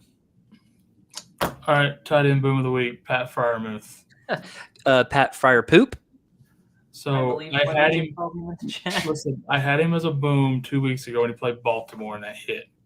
I said he'd get in the end zone again that week, and he did. And then he come out last week and didn't have a single fucking target. Well, Las Vegas is one of the top matchups in the league for tight ends. Bounces back in a big way this week. So maybe his coach will challenge him to getting more yards after snap. That would be nice. Not a way. I thought you meant like Yas Queen. Yas Queen. Yeah. So I like how AJ calls him fryer poop over here. He didn't even get to catch that loser poop. Exactly. I'm on the same page with AJ. If you look at his targets and receptions on the season, it is a clear outlier. Yeah, but it came the first week of the playoffs. I get it. Which is the worst. I get it. But also, AJ says, Tony, I'm here all week, babe. What the hell does that mean? I don't know, but I like it. That's funny. All right. That leaves us with Juwan Johnson. Tony? Got to put him on my boom. Finished as the top 5 tight end this last week. And it's a great matchup for him. Sorry, I dropped something. I look back, I could hear Tony, I couldn't see him. I was like, what the fuck? I dropped something out of my pocket, and I was looking to see what I dropped. Talk about Juwan. I don't fucking want to. No Juwan Johnson, sneaky guy this week. Fantastic matchup. This is. I don't like to be the guy who says I got a feeling. I want to give you stats. I want to give you meat and potatoes. But I just got a feeling about this guy, Juwan Johnson, emerging here over the next, over the fantasy playoffs. And they just love this kid, and he's getting those red zone looks. So I'm just gonna throw it out there. You're taking a page out of me and Kyle's playbook there. I know that's your style. I got a good feeling about this guy. Hey, I don't like that you can do my voice that well. Screw off, man. Kind of sound like. Well, given the opportunity, he has surprised this year. So, who do they got this week? Cleveland. Yeah. Isn't that a tough matchup for tight ends? No, not necessarily. Okay. It's not a great matchup. Maybe? It's a below average matchup. Okay. All the more reason why I have to go with the feeling analysis. Yeah. Good luck explaining that one on Instagram later. Jeez. Oh, he doesn't have Instagram. It's us that'll have to explain that shit. I know. I have to defend his stupid threw all the stats out the window with his gut. Throwing him out the window on this pick. Now, here's the thing, though. Last week, we caught a bunch of flack on Instagram for your Tua as a boom, FYI, because people are like, really? With all the snowstorm and blah, blah, blah? He didn't do that bad. No, he had a nice game. I mean, he did pretty decent. So look, I'm the professor for a reason. Because I called you that once. And you think the network just puts anybody on this stream and titles them the professor unless they know what they're talking about? We have to because of who created it. There are some serious credentials that come with that title. That's true. You can't have high expectations because of who created it. Like it just wouldn't. It would be hypocritical. Yeah. Too good. It's an average matchup for Juwan Johnson, but let's see what happens. Corey and Professor X, the same person, confirmed. Tony and Professor X, maybe. I beat Corey. Questions. That'd be Tony. I think Corey might actually be a puppet on Tony's arm, just like next to him. Very good ventriloquist. Tony is Professor. Got it. I see what he's saying. I'm stupid. I got it because he does the voice impression. Anyways, all right. Let's go to super smashes and super crashes. This can be any position that you want it to be. It's your biggest boom and your biggest bust of the week. Tony, let's start with you on this. Give me either your super smash or your super crash. Which one are you starting with? I'm going to go with a guy. I think we talked about this guy last week. I know he's one of Kyle's favorite players in the league, and that's Mr. Joe Mixon. I'm going to put Joe Mixon on my crash of the week. It's I should say my super crash. Well, that's a good way to build me up before you tear me down. He's Kyle's favorite, so fucking like. Just mentioning that is one of your favorite players. I know you like guys that knock out women, so it's Mixon's guys who knock out women and guys who get arrested by police and try and bolt. I wasn't Ray Rice. Oh, like you've never hidden from the police or tried to run from them. Okay. So it's again, this is all about matchup. Just worst matchup for running backs. He's been kind of his value's been taking a little bit of a hit. We have the emergence of P. Ryan, but Bill Belichick, I think, is going to come into this game. They're pissed from last week the way that game ended against the Raiders.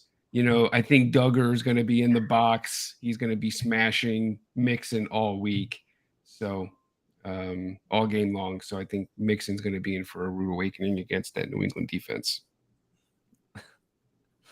Gonna be in there smashing them all week. Love it.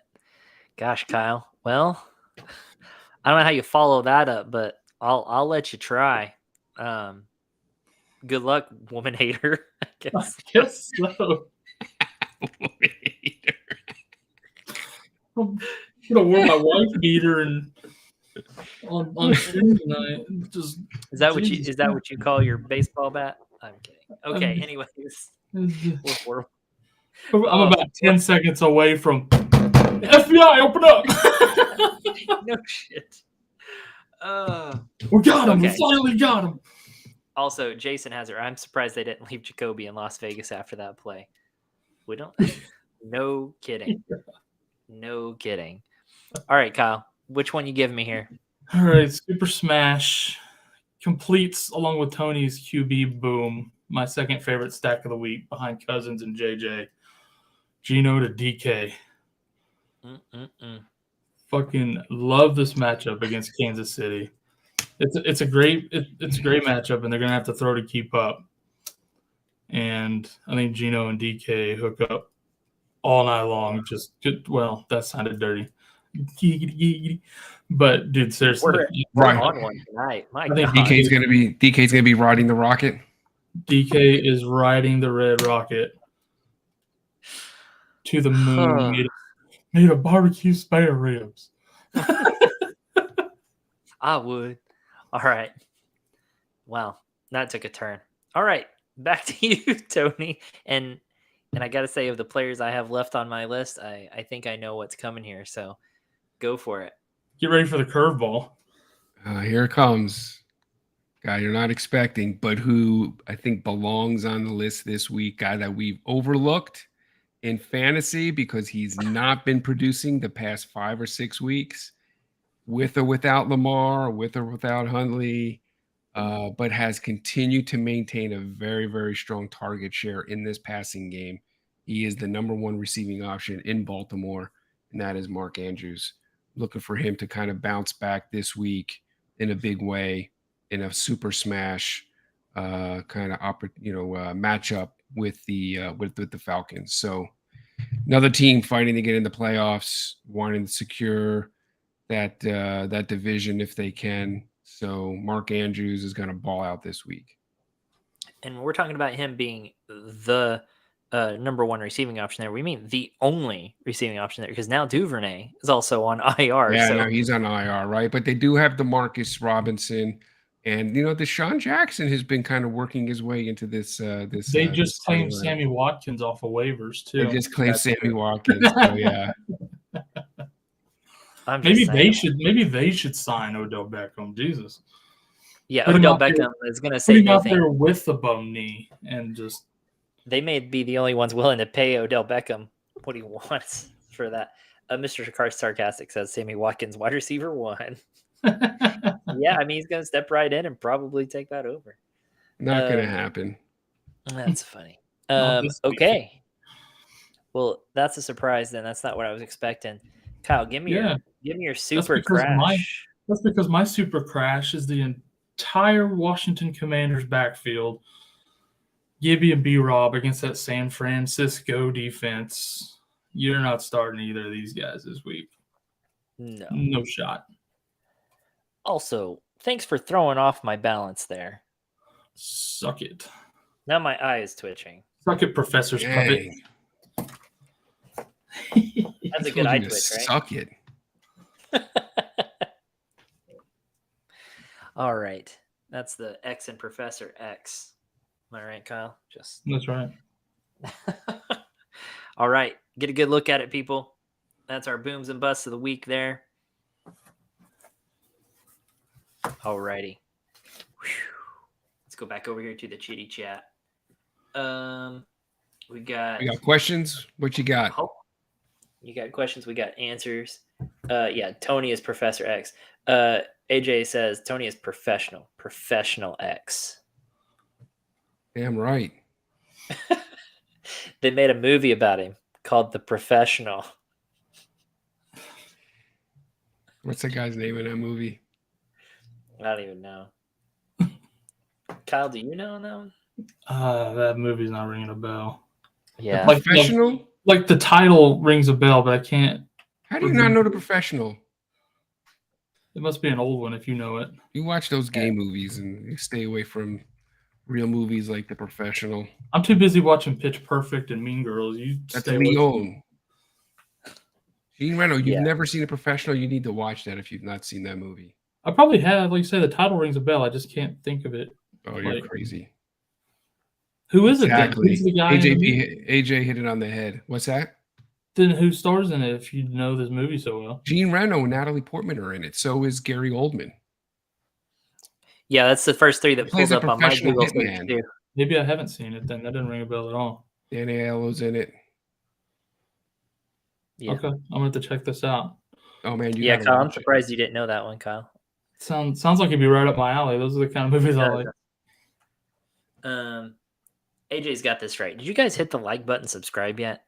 Come on. What are you Seriously, doing? Don't what's just up hang with out that? there. Hit that like button. It does really help. And while you're at it, click that link in the description. Go do a bunch of little things and gain some entries into the giveaway so that you can win this signed DJ Moore jersey tonight. Go do it. Liking and subscribing to this video are ways to get entries into that. So do it. Do it. Do it Alrighty. now. Do it. Mr. Sarcastic Smashing Mixin. Yeah, that's what I thought when I heard that too. Let's see. After 10:30 Eastern, Tony says some shit. We're Professor X after dark here now, guys. Exactly. Oh boy. Oh, We're in that sweet spot between after dark and before his bedtime. Yep. Let's see. He couldn't even play with Rodgers. Talking about Sammy Watkins. Yeah, right. Ouch. But he's going to be like one of two targets over there. So maybe. Who knows? I doubt it. Here we go. I need one wide receiver, one running back, and one flex. Kamara, Watson, Zay Jones, Dobbins, Swift, Williams, Judy, and Chark. So running back wise, probably Dobbins. Running I back. think you got to start Dobbins and Williams. I'm assuming that's Jamal Williams Yeah. against Carolina. Yeah, Williams. Watson is he's got a nice upside with those touchdowns. Zay Jones, brutal matchup. But I don't know that I trust Watson this week. You got a guy who's gonna give you a solid floor.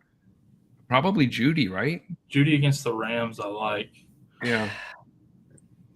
So I think it's like Dobbins, Williams, Judy.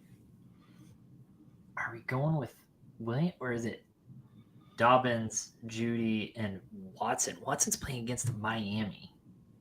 That's a lot of throwing. I feel like. Possibly.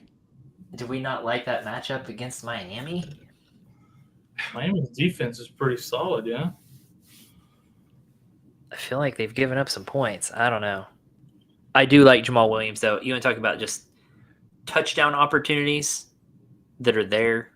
Jamal Williams, right? So I really can't argue that. I would be fine with that. So Dobbins, Williams, Judy. Judy's been doing fine. I like him. You need volume. You got to get volume. Volume is king. Yep. I agree. Okay. Let's see. French dude. Fuck. What's Exactly. It is French. What? Look at it. So gay. There you go. Stop stealing my word. I found Natalie Portman, not gay. Let's see. Big Awesome Natalie movie. Portman. AJ. Nobody wants that jersey. It is charity. Hey, we do have entries coming in tonight. I can track these suckers. We have them. Somebody wants it. I feel like we missed a Somebody. bunch of questions earlier. I think It was just a AJ bunch of chat, but AJ brings up, he did post a question. I found it. I can put it up if you You want. put one, yeah, Tyreek and Shark as starting It receiver. says he listened to Dynasty while doing the dishes like a good husband. Selling How- wait. Andrews. No. You're buying Andrews. Wait. Oh, this one. You're okay, buying so there's two of them. Andrews. There's two. 100% buying Andrews. Okay. If the let's- guy in our league wasn't such an Oklahoma homer, I'd pay for Andrews. Yeah. You can't get him. Sam I know. Everett- I've thrown everything at him to get Andrews. He won't even entertain it. He sends Steven- me, he's another guy Stevenson- he Stevenson's sends me the same way. those stupid emojis. Yeah, Ramondre Stevenson, Joe Mixon, Mark Andrews, Kyler Murray, those guys are not moving. Yeah, he's not. He matter won't what. even listen to offers. AJ, buy Andrews if you're in Dynasty. Yeah. Yeah. He's got another question here though. Tyreek and Shark as starting receiver. Pick a Yeah, here we flex. go. Pick a flex, Yuck. fryer poop or drop. Oh, definitely pick up Moss. Are you kidding me? Is Moss the play? 100%. Out of that group, yeah. So Jeff Saturday has committed to running the football. Moss came in and got the same identical utilization as Taylor. Yeah, he had like 24 carries or something. Volume is king. Yeah, you're definitely, I think, picking up Moss. And AJ, he's got a beautiful 3-game lineup. That's true. He does have a good schedule. That's why it hurts so bad losing Jonathan Taylor, is because it was such a good lineup for such a good running back. So that hurts. Yep, Tyler he's Algier got the looks good. Chargers, the Giants, and then the Texans. Yep. But Moss is the guy to get. That's the guy you want. over P. Ryan, especially. P. Ryan Yeah. doesn't have that value right now. There's nothing there. and Algier looked good, but I'm not playing him against Baltimore this week. Okay. I like it. But yes, Moss over P. Ryan any day too. I think Kittle and CMC struggle on that league. They're my I don't. running back and tight end. I have Mahomes and Lenny and Singletary there. I don't think they struggle. Even against Washington. Not CMC especially. CMC does not struggle. How am I missing? This week has been horrible for me in missing chats. Man, I'm missing all kinds of stuff. You're gonna get demoted. Right. We're Sahel. off your own day, Or- bud. Just for those who are in attendance or listening, our listening audience, Corey gives balance to my supreme professionalism. Yes. We have supreme professionalism and then Corey. no professional. Yeah, I'm not Zero. even on screen. Yeah. I'm not even on the radar. So it kind of balances it out.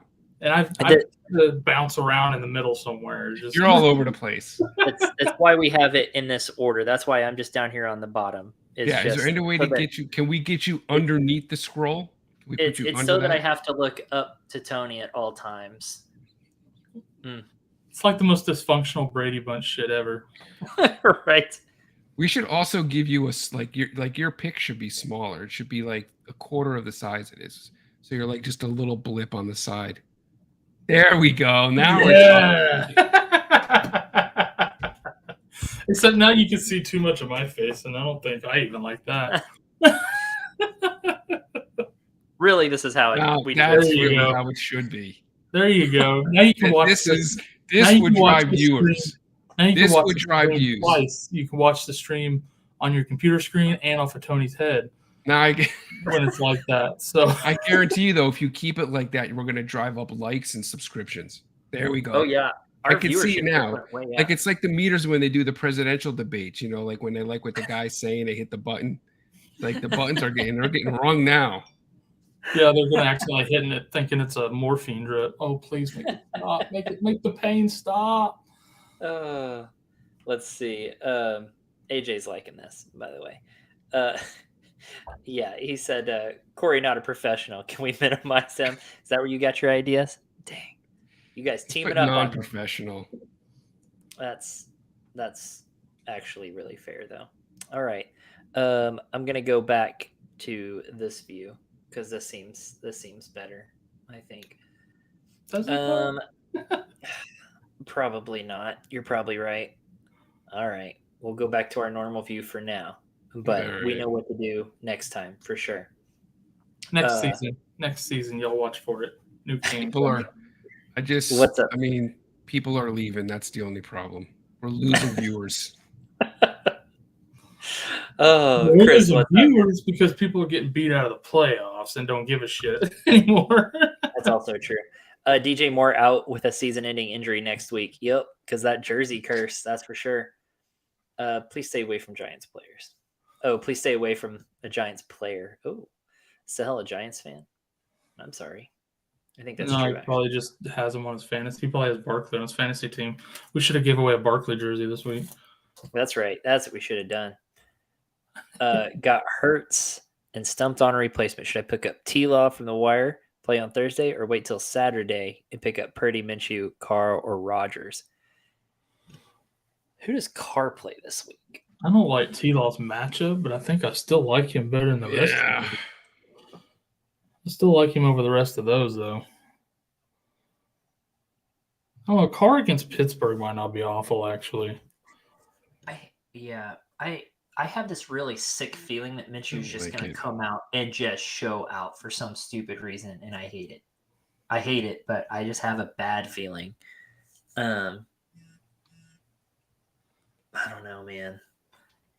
But if I'm playing it safe, I'd probably go T-Law if I'm being honest. He's just playing so well, even a bad matchup. I'd rather have him than the rest of those guys right now. Tony, what do you think? higher floor for T-Law. Yeah, T-Law has just he's been so elite, and I know I've got him on my sit for the week, but that's, when you're comparing him with some of the other viable options.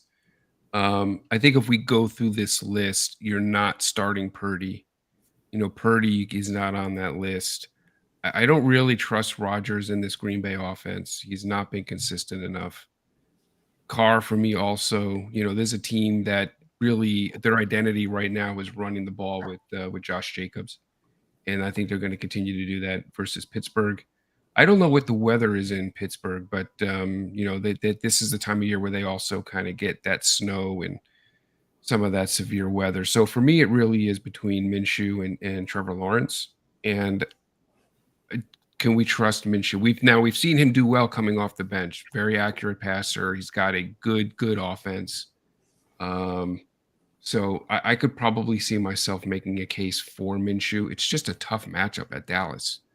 If you're looking at it, if like Minshew had a great matchup, I would probably say Minshew. Right. So the fact that T-Law has a tough matchup, kind of, Minshew having a tough matchup, it kind of like crosses each other out. You know what I mean? And in that case, you got to take T-Law. I mean, you know how people are like, "Oh, I like that night game, that primetime game and stuff." I'm playing people because players start better. Does Minshew also just play better because it's against the Cowboys? I mean, and he's taking a shot. I mean, that's a fiery dude. I love Minshew's fire. But that's a bold thing to try to bank on in your playoffs. Well, let me throw this out there. I mean, also, if T-Law plays Thursday and all of a sudden Hurts is playing, well, I guess I was just going to say that. He has Hurts too, though, I guess, so it doesn't really matter. Yeah. But if you don't get T-Law and Hurts doesn't play, then you're really screwed. So I would just go T-Law and just be safe. Yeah, he's worried about the Thursday night game and rain. I mean, they're professionals. I'm not too worried about rain. I don't feel like. We drop in D Watson for Moss. We have Kurt. Is QB1. I don't see why you would start Deshaun Watson. I'm fine with that. Yeah. You're not going to start Watson over Kirk. Yeah, and I'm thinking even if you're looking ahead to next week, Cleveland is playing the Commanders, so another tough matchup. Yeah. The Vikings have the Packers, so I would do that and just write out Kirk. If someone else wants to pick him up and start him, let him. Yep. At this point. Who you leaning more on this week, Tua or Fields in full PPR? Though I do agree with AJ that Tua and Fields can't catch. So the full PPR doesn't really matter, but love you, Caddy. Gotta go Fields. Even against Buffalo? Yeah, if Fields is healthy and starting, you're playing him. He runs the damn ball. Yes, I'm going with Fields there too. Fields can run against good run defenses because he's QB and it's just different. It's just different. Yep. All right, guys. That's going to do it for us for Boom or Bust. That's going to do it for Tony for the evening. Hope you got your fill of the professor. We're going to take a quick break, and we'll be right back with the waiver. Thanks for joining us, guys. Hey. Merry Christmas, everyone, because we're not going to see everyone, right? Christmas is Sunday. Oh, yep. Me and Kyle will see him again Saturday morning. We'll see him Saturday morning for the pregame, but yeah, Tony won't. Yeah. Yep. So, awesome. Merry guys. Christmas, everyone. Merry Christmas to you too, Tony. Appreciate you guys. See you guys in a little bit. Good night, everyone.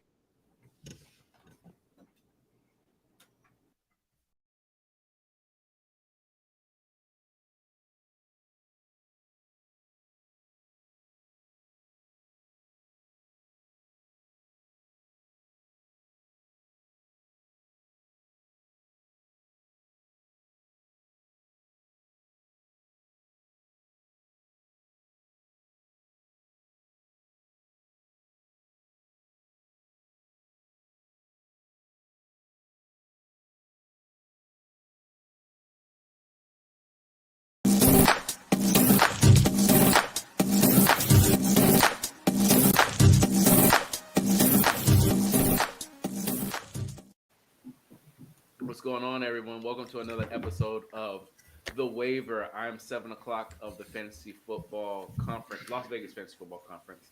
I'm accompanied with Jeff Clark of MEedia and JV of the JV Show. How are you gentlemen doing?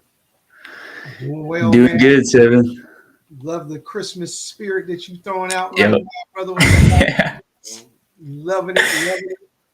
Hey, Seven, I gotta ask, where's the inflatable Christmas costume? Because I know you had it last year. I want to see that Santa costume back.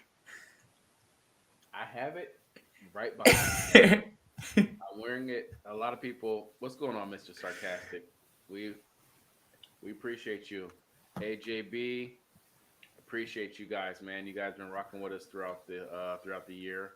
I do have the inflatable suit. A lot of people don't know that I am a paraeducator. I'm a special needs teacher, and tomorrow is Christmas. is Spirit Week, and tomorrow's Christmas Day. So I'm actually dressing up as Santa tomorrow. So the suit is on deck. You know, depending on how much time we have, I might be able to throw that thing on. But that's funny that you remember because I did wear it last year. You filled in for Jeff on FNL. Yeah, I remember you had the red shoes and everything. I remember the IG post. It was a nice suit, bro. It was suiting you well. I'm gonna hook you up tomorrow. That's all good. He's gonna be Santa tomorrow, but he was the Grinch to me this past Sunday. He stole my victory. That's why he's in a good mood. That's why he's in a good mood today. No, dude, man. First off, shout out to the Fantasy Football Network. Shout out to the Melon app. Click a link in the description below to win a signed DJ Moore jersey. Daughter's doing better, man. That she did have that is it RSV or RVS, and it's no joke. AJB has a question for us. 4 teams left. I have $66 waiver money. I'm picking up Moss for how much? Dropping P Ryan for him. Mm, I don't know. I don't necessarily know that Moss is going to be the guy. exactly. Jackson has Mhm. been filling in pretty well Yeah, when I yeah. think it might be Jackson, AJB. At least a committee.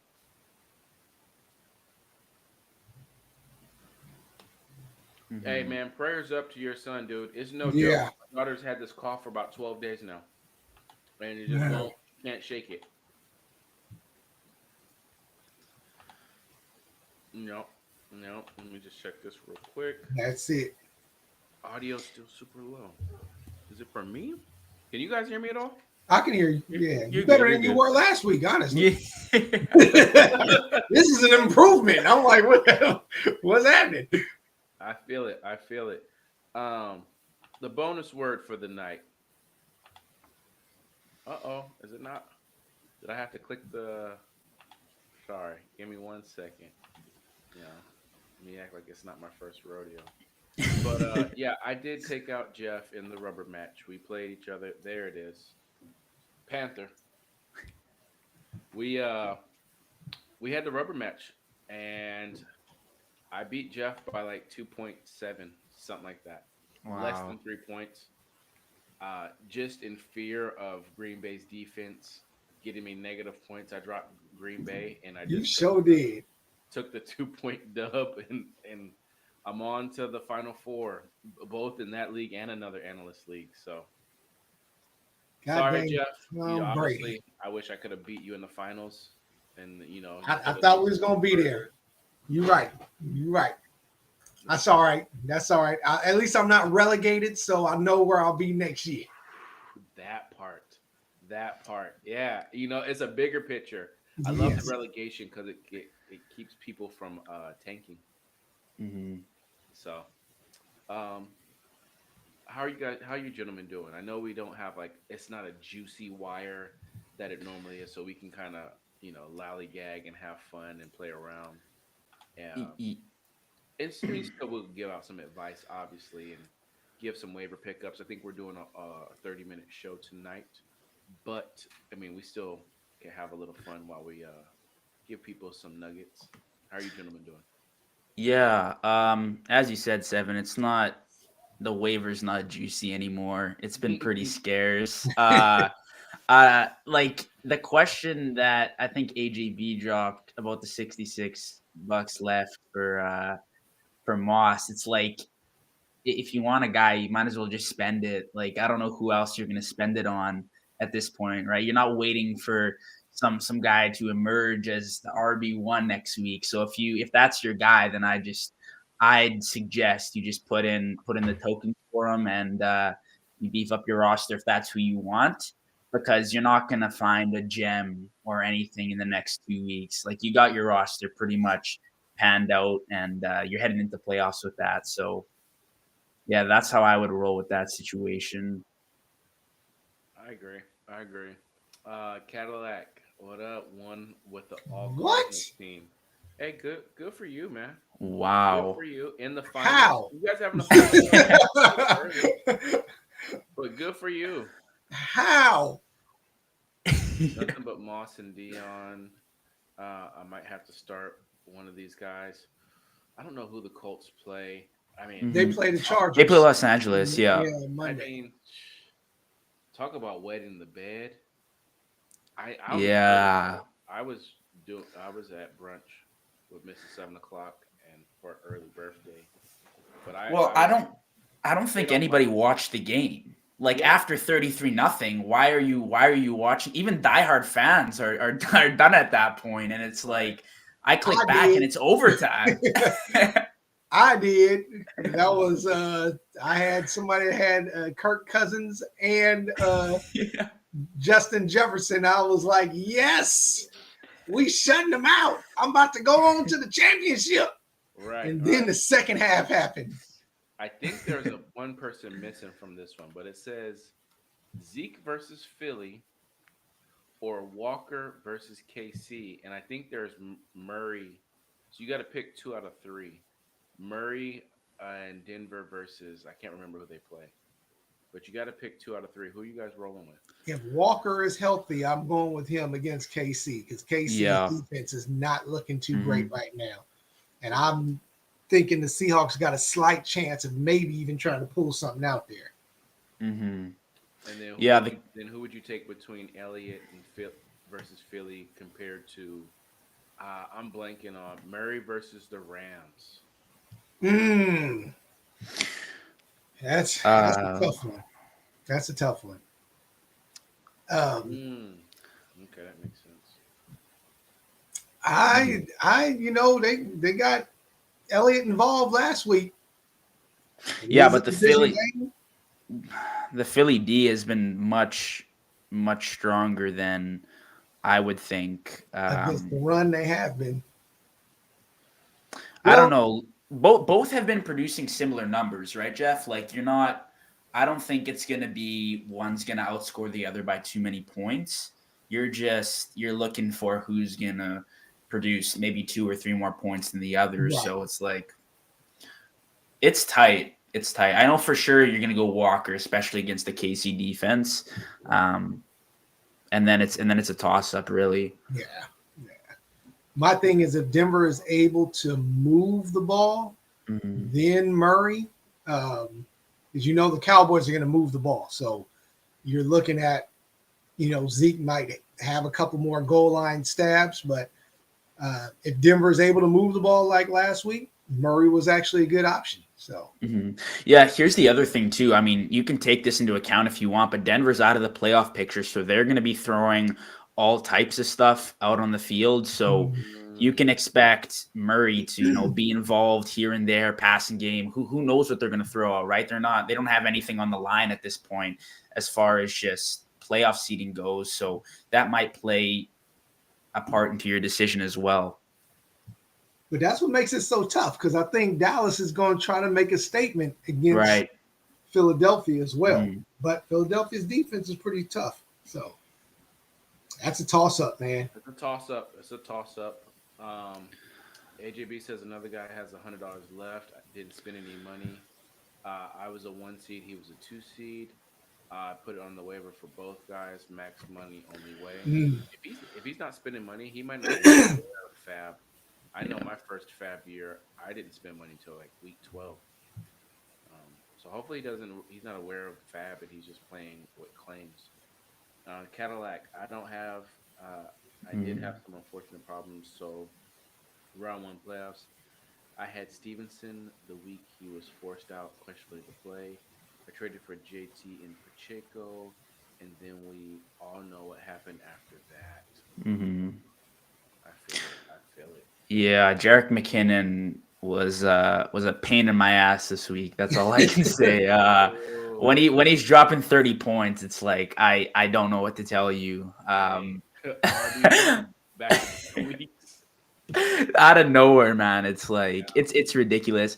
And just to touch up on that last conversation there about Zeke, the last time he played Philadelphia, he had 15.5 points, which was week 6. So you can probably expect possibly that production again out of Zeke. I mean, I know Tony Pollard wasn't as involved, I don't think, at that point. I'm not sure at what point he did kind of break out, but I think that's where you can slot Zeke at this week is that 12 to 15 point range, assuming he gets into the end zone.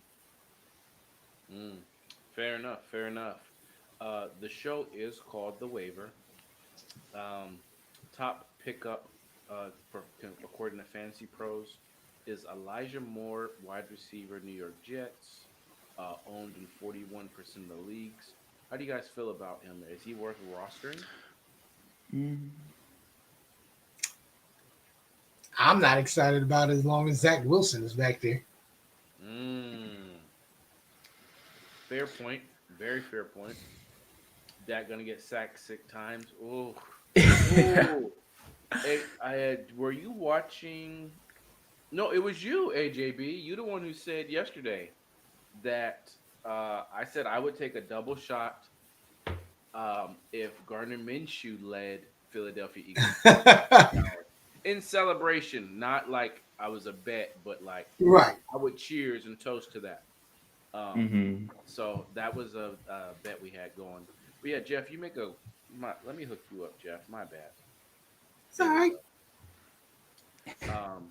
If you tilt your camera, we could get Like Home Alone. or Tim, that neighbor from Tim to Exactly. Peeking over the fence. That's it. That's it. It's fab. This dude has not made any dollar moves this year. He has 100 for free agent. I have 66. I'm gonna put 2 bids for one. Each running back in Indy. Max money 66. Go for it. Go for it. What else do you have?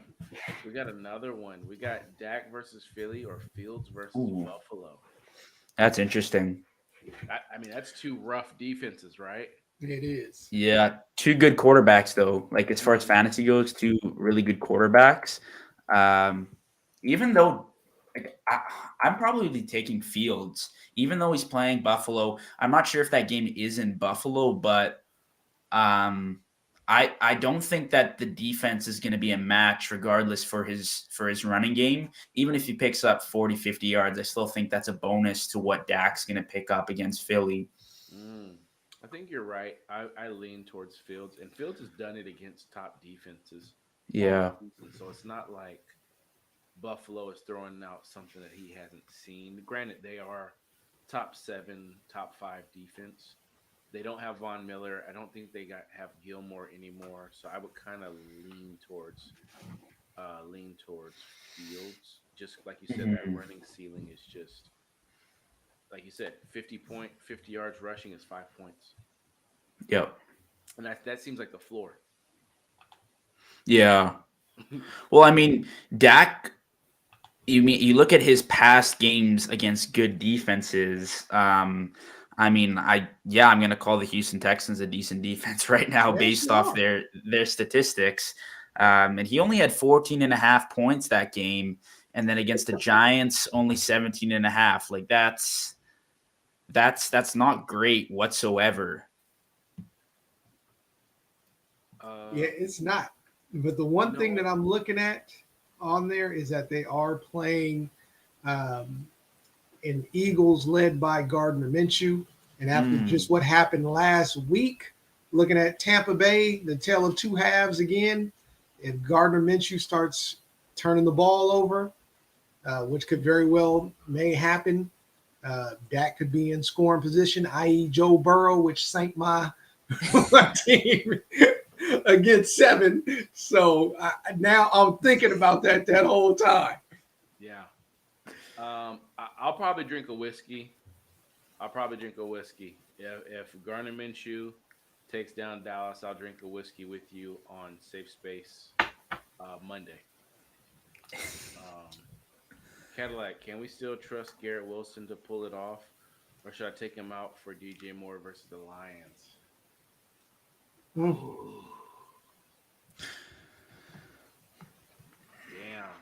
These are some tough ones, man.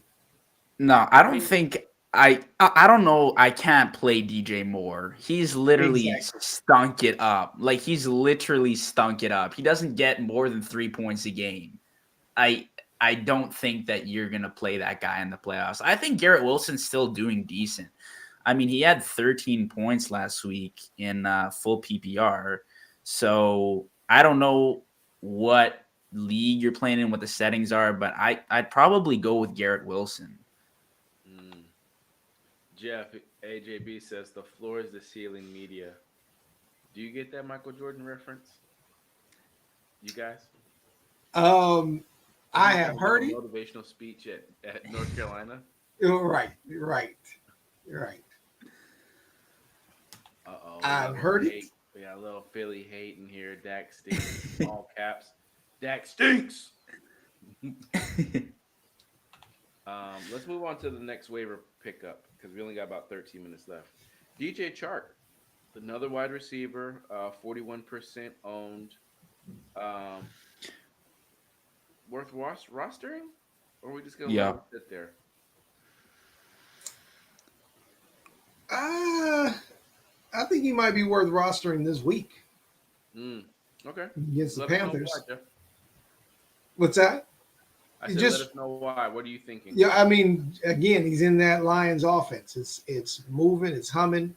Seems like every other game, one of the receivers, blows up. So they're going to throw the ball. You got a good quarterback in golf. You're playing against the Panthers, so I might take a chance. Panthers just got beat by the Steelers, man. Yeah. Oh, And- sorry. Well, they beat my Seahawks, but I'm just saying, And that's a shout out to Mike Tomlin. That just shows that man can flat out coach, man. Click the link. Click the link in the description below to enter the chance to enter a DJ Moore jersey. Bonus word is Panther tonight. Dang! After JV just stepped all on the man, just stepped on his jersey. Yeah, right. By the way, you can win a jersey from the man that gave you 3 points for the last couple of weeks. He's a good player. You should get the signed jersey. It's just he's in a bad system, I've been standing by that. He hasn't had a good quarterback. It's just like PJ Walker's the top guy he's had. Like I don't know how you expect him to produce with. You are exactly right, Corey. You ain't right. You ain't right. We got Chingy, the tight end from Tennessee, owned in 22% of leagues as the number 3 pickup. You guys picking him up? Did you play him? I did. That's what I was like. Oh, my tight end is scoring. I was like, I'm winning this game. I'm winning it. Then Tom Brady gonna lose it for God. I can't get it out of my mind, man. I didn't even sleep that night. 7. I'm gonna let you know right now. Didn't sleep well Sunday night, man. You just had a rough week. I didn't watch. I don't remember what I was doing Thursday, but I remember seeing that Ayuk only had 2 catches for like 19 yards, and Tyler Lockett broke his finger. And Tyler Lockett, for most people that don't know, he's wide receiver 8 right now, Right, or at least going into last week. So in my mind, I'm thinking, oh, it's an L. It's an automatic L. And then someone else wet the bed because I had a pretty rough outing. Stephon Diggs only got me 6 or 7, and it was like, all right. Mixon only got me 9, but Joe Burrow just came out smoking Joe. And I don't know who. Herbert wet the bed for you. That was a big. That was the difference. You got. He didn't wet it. He soaked it. And I got 33. He soaked it. He had water just running or whatever running everywhere. It was running into the house. It was like, man. Yeah. In any time you have, they gave Joe Burrow the ball on the 25, the 30, the 18. I was just like, come on, man. Tom Brady, how are you doing this to me? I'm telling you, he did this on purpose. He did this on purpose, 7. I don't know what you paid him, man, but you did something. You know what? I had to send him a little something. You know what? Tom Brady's not getting a deal from the media app. I could tell you that right now. That's off the table. Man. We got an interesting one, number 4 on this list. He's hurt, but he's probably going to come back for that championship. Damian Harris, only owned in 56% of the leagues. Ramondre Stevenson is actually RB8 right now. Shout out to the Fantasy Football State of Mind for doing the research. But Ramondre Stevenson is RB8. Damian Harris is available in 56% of leagues. I think he's worth at least rostering, right? Play defense. Heck yeah. Yeah, he started the season really well. It was just because of injuries that allowed Stevenson to fully take over, and he really just hasn't been healthy ever since. He's missed, I think, half of the games this year, and a few of them probably injured, midway through, which is, rough to see. But if he comes back, he's probably a decent play. Yeah. I agree. Matter of fact, AJB, you might want to see if he's on your waiver wire. Or whoever it was that was looking at those Colts running backs. We got Gus Edwards as the RB2. listed for waiver wire. This Only guy I he's don't- always on the list. He's always on here. I don't get it. I mean, Dobbins had back-to-back double Yeah. games. I don't get it. Dobbins did miss healthy, practice Dobbins today, though. I don't know if died. it was a precautionary thing or it's a rest day or whatever, but he did not take place in practice. I feel it. So something to we keep an eye on. You know what? What week are we going into right now? This is 16. Yeah. Yeah. Okay. So And shout out to Fantasy Football State of Mind, my man Dom. If he actually wins this thing, I'm going to call him the Undertaker because I thought he was dead in the live Las Vegas Fantasy Football Conference. And this man he's in the top group and in the playoffs. dude, he's heating up at the right time, and I could have put him out the final week, and I had who got me a 0? Maybe Higgins got me that 0. I lost to him by 2 points, or someone cost me that dub. I would have been the 2 seed and had a bye. Instead, he gets in as the 6 seed, smokes the number 3, has high points last week. Yeah, like. Yep. We can't let State of Mind win Las Vegas. We can't, not back to back. First I the call it- apprentice, then the master. Man, I'm calling him the Undertaker. This dude just came back, man. AJB says, I got the 2 Colts on waivers. I messed up thinking, by the way. I can't max bid. Why would I do that? He's going to bid 1 over me for the guy he wants. Poker game here. For sure. Mm-hmm. Yeah. And then what we got? JV, my computer, you get me? I don't got you. I don't. Yeah, I didn't get it. One more time. Bonus word. Panther. Shout out to the Fantasy Football Network. Shout out to the Melon app. Use the link in the description to enter the giveaway for a signed DJ Moore jersey. Bonus word. Panther. That's it. Do you guys so are you guys still alive in any of your leagues, or are you guys completely done? Nope, I'm still alive in a couple. Yeah, I'm also alive in one right now. Nice. I only did 3 this year. I did 3 analyst leagues, and I made the playoffs in 2 out of 3, and I won in the first round in those 2. So I advanced as a 6 seed and as a 4 seed. All right. So looking forward to that. I feel like I'm just playing with house money at this point. I didn't belong. I don't know what I'm gonna do with that whole Lockett situation. Yeah. We'll try to figure something out and move some pieces around, and hopefully I can advance to a championship if not both leagues. I'll bring up a name for you right now if he's still out there. This is the waiver. It's good. If he's still out there. Romeo Dobbs. Damn, what JV knows me. Yeah. You knew it was coming. You knew it was coming. He's back. My man is back, Romeo. He's back, baby. Romeo, Yeah. Art Romeo. Yeah. Back catching everything in sight, boys. Like, give me that. Making up for lost time. So they must have saw something in practice and told Sammy Watkins, get the stepping. We don't need you no more. Got my 2 young bucks with me right now. Yes, sir. Who won that game last night? Green Bay pulled it out? Yes. Yeah. Yeah. Caught like That's how bad it was. That's how bad it was. Yeah. I don't think I've ever seen a Super Bowl winner implode like Yeah. The Rams have. When you starting Baker Mayfield, something is wrong. You know that Aaron Donald was thinking about like contemplating retire. Yeah. Retired. Yeah. Yeah. With a little dignity. You know what? it's not like they were going to be great with their starters either. They weren't a good team to start the year. There was just something missing.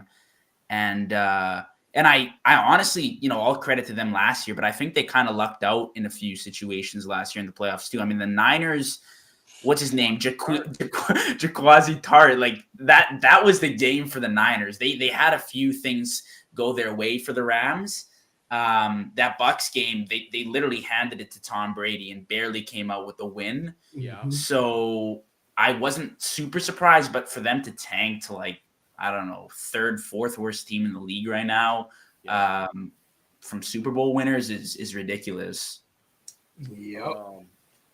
Yeah, the Rams, and what's a little sad, they don't have a first round pick until JV is media day. Yeah, that's right. That is true. That is true. They're not gonna have a first round pick for a while. AJB says best wide receiver in the league now: Godwin, Hollins, and Hodgins. Hodgins ain't bad. Hodgins ain't bad. I picked him up in my dynasty league. But Hollins, he gets a lot of targets, man. George says, do I start Zach Moss? It's Moss, I get him off of waivers. So we talked about this a little bit earlier, George. There's another gentleman. Was his last name Jackson? The other running back in India. Yeah. Dion. I think it could be a timeshare. If not, I think I lean towards Jackson being the guy over Moss. But good luck to you, man. If you can pick him up, just be, maybe try to find out, look at notes to see who's getting more snaps with the number ones for Indy. I'm a single fans. I love Matt Collins. Not for me. I hear you. It's 8:30, guys. We got another show coming on next. Last call. We will see you next week for the waiver. I know we don't have a whole lot of options for you, but we'll try to at least answer your start sit questions. I'm 7 o'clock from the Las Vegas Fantasy Football Conference. This is JV of the JV Show. And then, bruh, don't show that hat if I can't get it. I live in the same city as you. 2 years I've been asking for that hat. I got them coming for you. It's coming for you. Show that hat. It's coming to you. I will trade you lemon pepper wings for that hat. Done. Done deal. What tight end do I start? Fairmuth or Ingram? I'm gonna go Ingram just because Ingram got a 0. Yeah, I agree. Ooh. Oh, we got some fans. Okay. I'll take it. Hey. Last call coming up. You guys take care, and we will see you guys next week. Peace. Merry Christmas.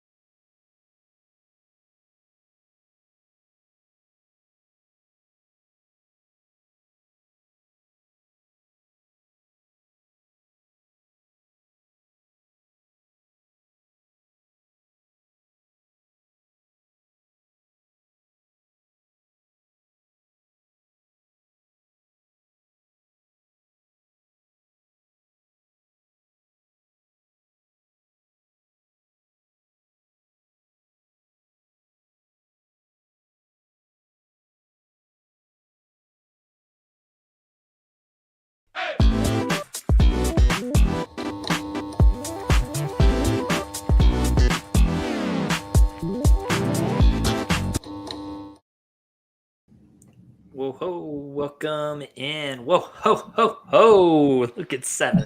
Look at that. What a hat there. Man, that is the longest Santa hat I've ever seen.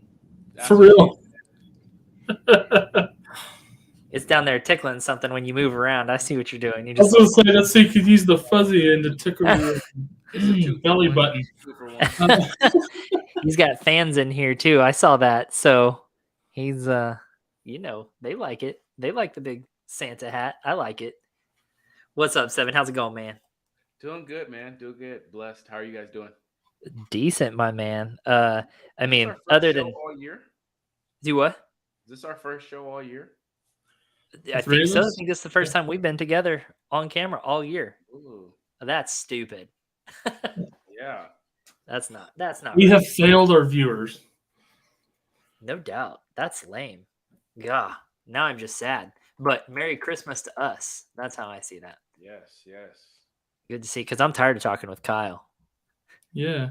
No, actually, I talk I to got- Kyle I got hours every day. I got 7 presents.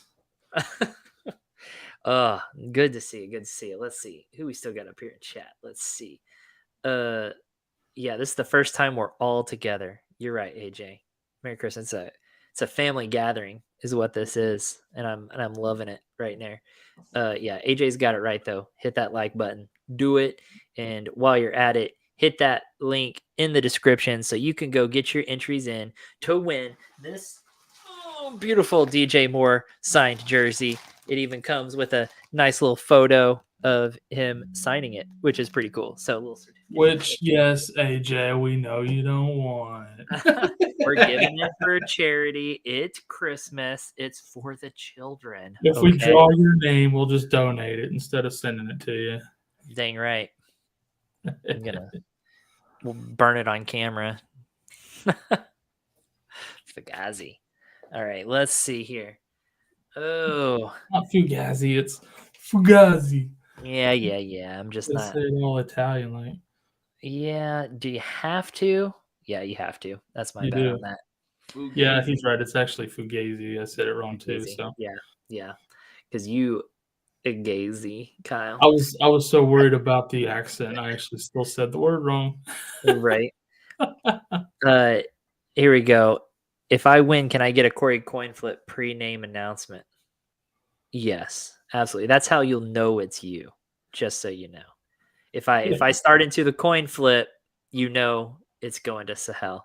That's Unless how he you'll know. decides to troll you, and that would be a little funny. I'm not gonna lie. That would be messed up, but I'm all about it. So, and also while we're talking about it, that bonus word of the night is Panther. Go type it in, get you some extra entries into the drawing.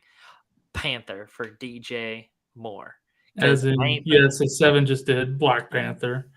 Also, as in Sex Panther. Wait, this took a weird turn all of a sudden. There's a lot of handsome in that bottom box down there. I'm feeling it. I agree.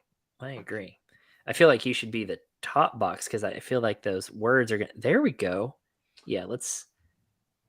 Actually, Kyle, like we did last time. There we go. There we go.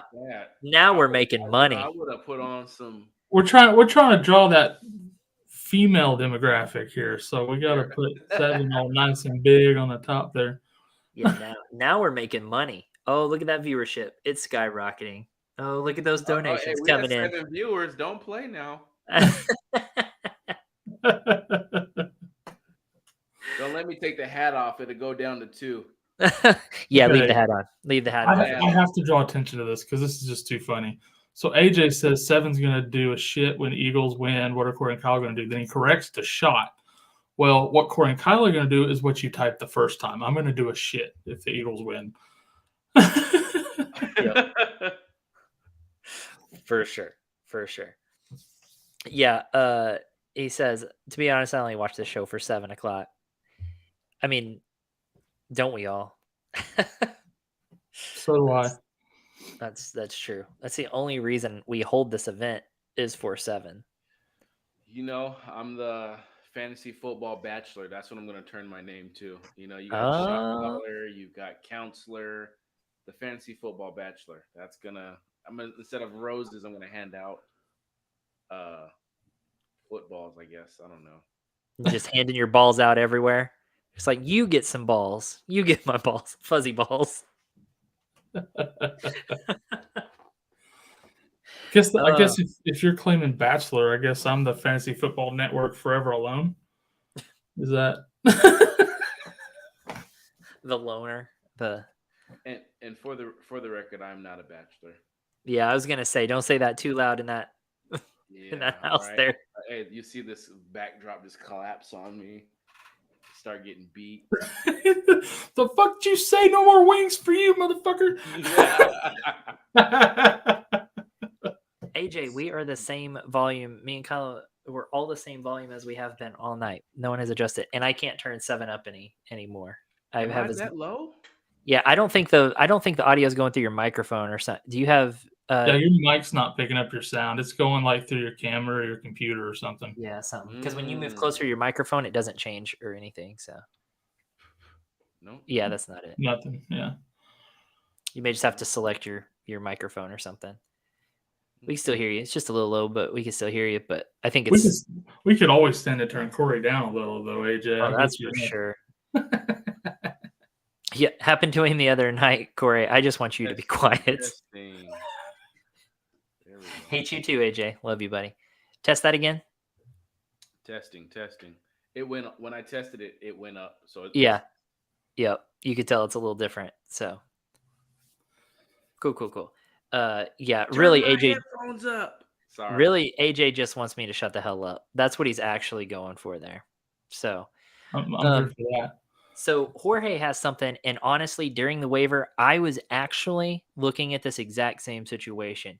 Goff or Daniel Jones, who's the better pickup? I was just going over this exact same situation for a league that I'm in. I actually have Goff, Daniel Jones, or Dak Prescott, and I'm trying to decide between the three. Of course, Daniel Jones is playing Minnesota. Prescott's playing against the Eagles, and Goff is playing against Carolina. I like Goff personally for this one. Yeah, I'm going to go Goff, I think. A little more trustworthy. He's got that rookie Williams back. He's got DJ Chark playing well. Amon-Ra.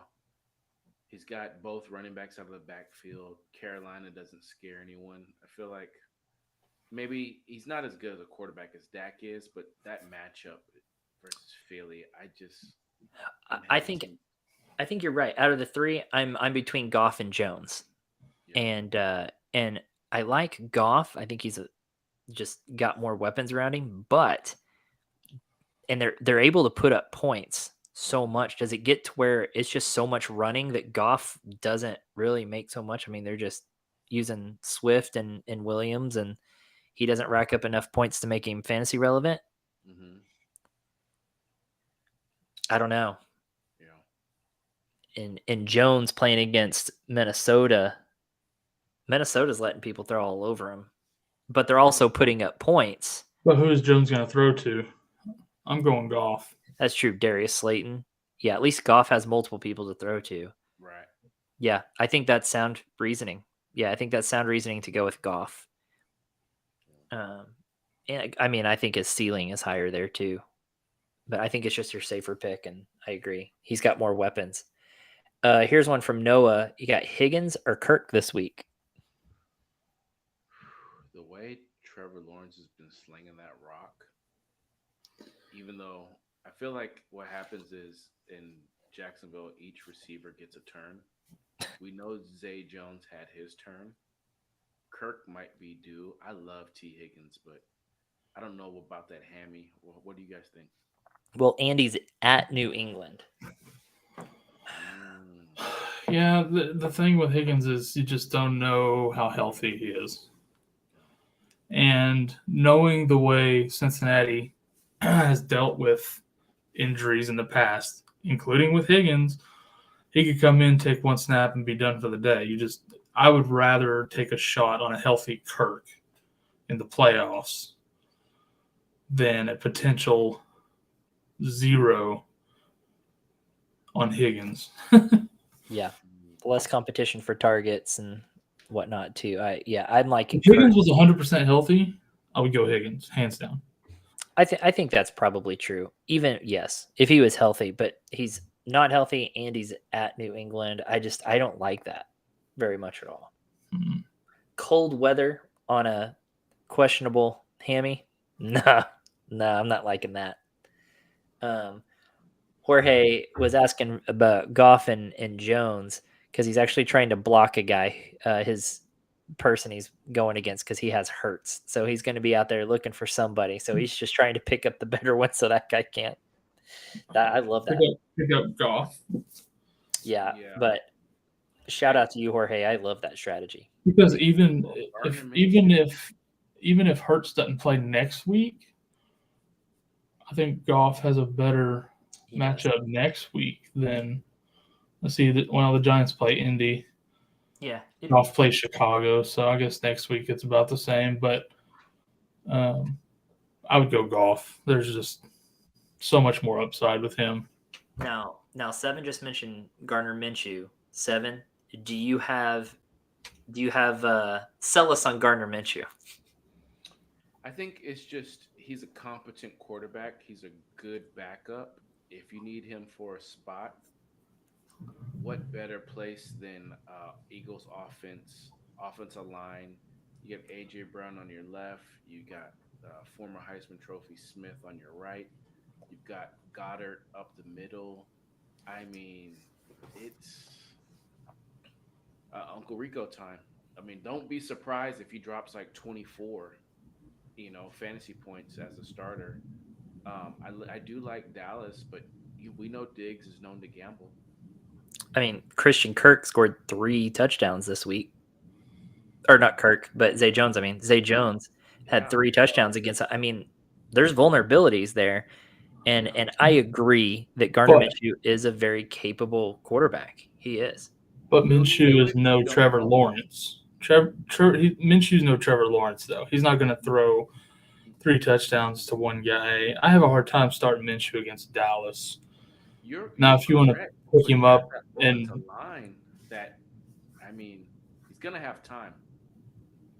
Yeah, because the boys are going to have to put pressure on him for sure. And Dallas has not been doing a good job the last 2 weeks of putting pressure on the quarterback like they had the rest of the season. For some reason, these last 2 games, they have not been getting pressure on that quarterback. If you guys give me a moment and continue, I'm going to see what Minshew is projected for.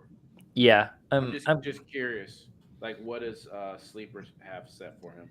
I can actually check it out pretty quick. Gardner Minshew this week is projected 17.74 points. I mean, of course, that depends on your scoring, but that's pretty standard quarterback scoring. I wouldn't be surprised if he got 20-21. I could see him out doing 17 and a half. Yeah. I could see him outscoring that. Yeah. I hope not. I hope he gets slammed to the turf and throws in the white towel, just gives it up, and we're playing against the third stringer. But Gardner Minshew, man, I mentioned it earlier in the night. He's fiery. Dude, that dude has got fire, and he loves the game. He loves the opportunity. Which is why I like Gardner Minshew. I like him as a player and a person, and so he's dangerous, man. Watch him ball out, and then there'll be all of a sudden there'll be a QB controversy, even though Hurts has done the job, and they'll say it was the team and the roster and not the player. Well, yeah, just like he's going to come in and pull a Nick Foles. They'll just let him ride it all the way to the Super Bowl. I think they would bring Hurts back in. But now it's like they'll be hesitant to pay Hurts because it's like, dude, we can get anyone back here to get the job done. I mean, just Gardner like, Minshew. Purdy. Is it Purdy, right? Yeah. San Francisco. Yep. They don't need Jimmy G. No. He's probably better than Jimmy G, actually. But no, I mean, Gardner Minshew. This is his time to go out and prove himself, in my opinion, again, and quite possibly get picked up on another team in the offseason. Or traded, or I don't know what his contract looks like, but he's probably good enough to start. Well, he's better than Matt Ryan, for being honest. So he should have maybe Heineke stuff. I mean, Russell Wilson, he's better than Russell Wilson right now. So who knows? The weapons and O-line. So can't forget that O line. that O It's line gonna is be good. It's gonna good. be good. I'm looking forward to that game. That is a I'd say he's better than Davis Mills, Saturday but too, right? Houston's going to draft a QB at 1 overall. So That's a Saturday. that's Saturday the 24th. Yep. Ooh. Christmas Ooh. Eve. What Dude, time is it at though? I'm not even sure what time. football on Christmas?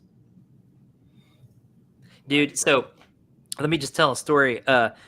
2 years ago, it was my son's first Christmas. Mhm.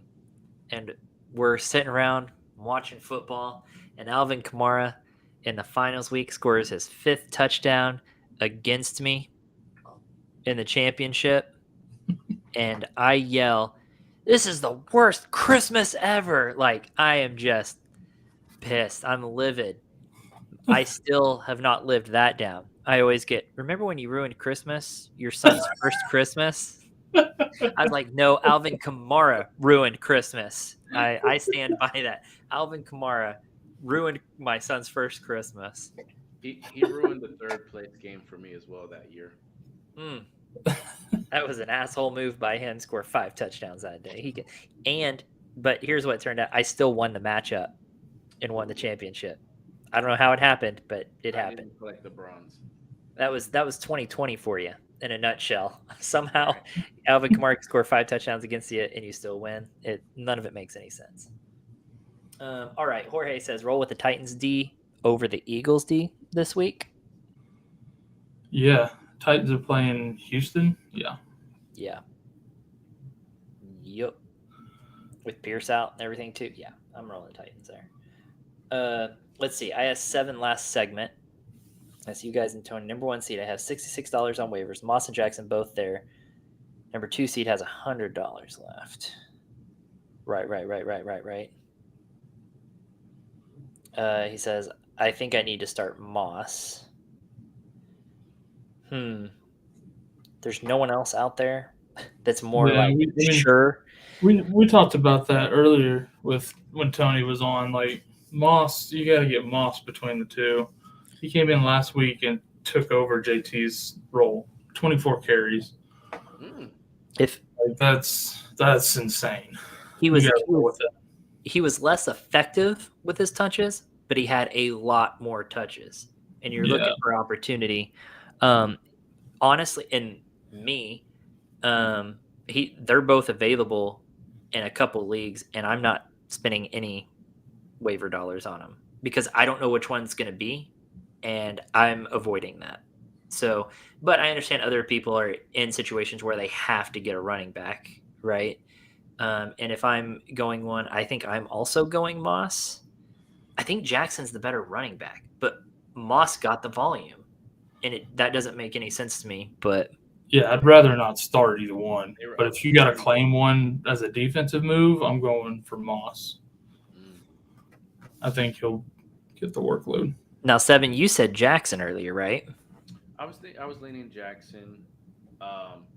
With Moss is not involved in the passing game whatsoever. Moss did get that workload, but they were also up 30 at one point.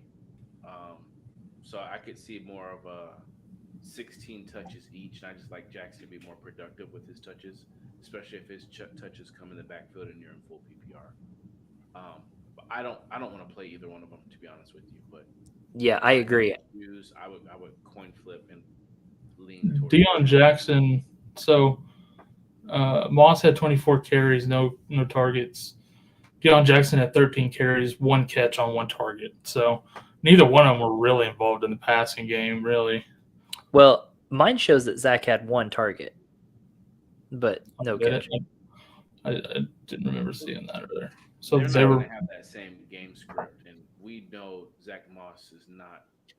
He's a goal line, first 1-2 down back. But is that goal line back the one you want? Too bad they traded Naheem Hines. Yes. Oops. To go ride Pine in Buffalo. Yeah. Oh my gosh, what a waste. Any work.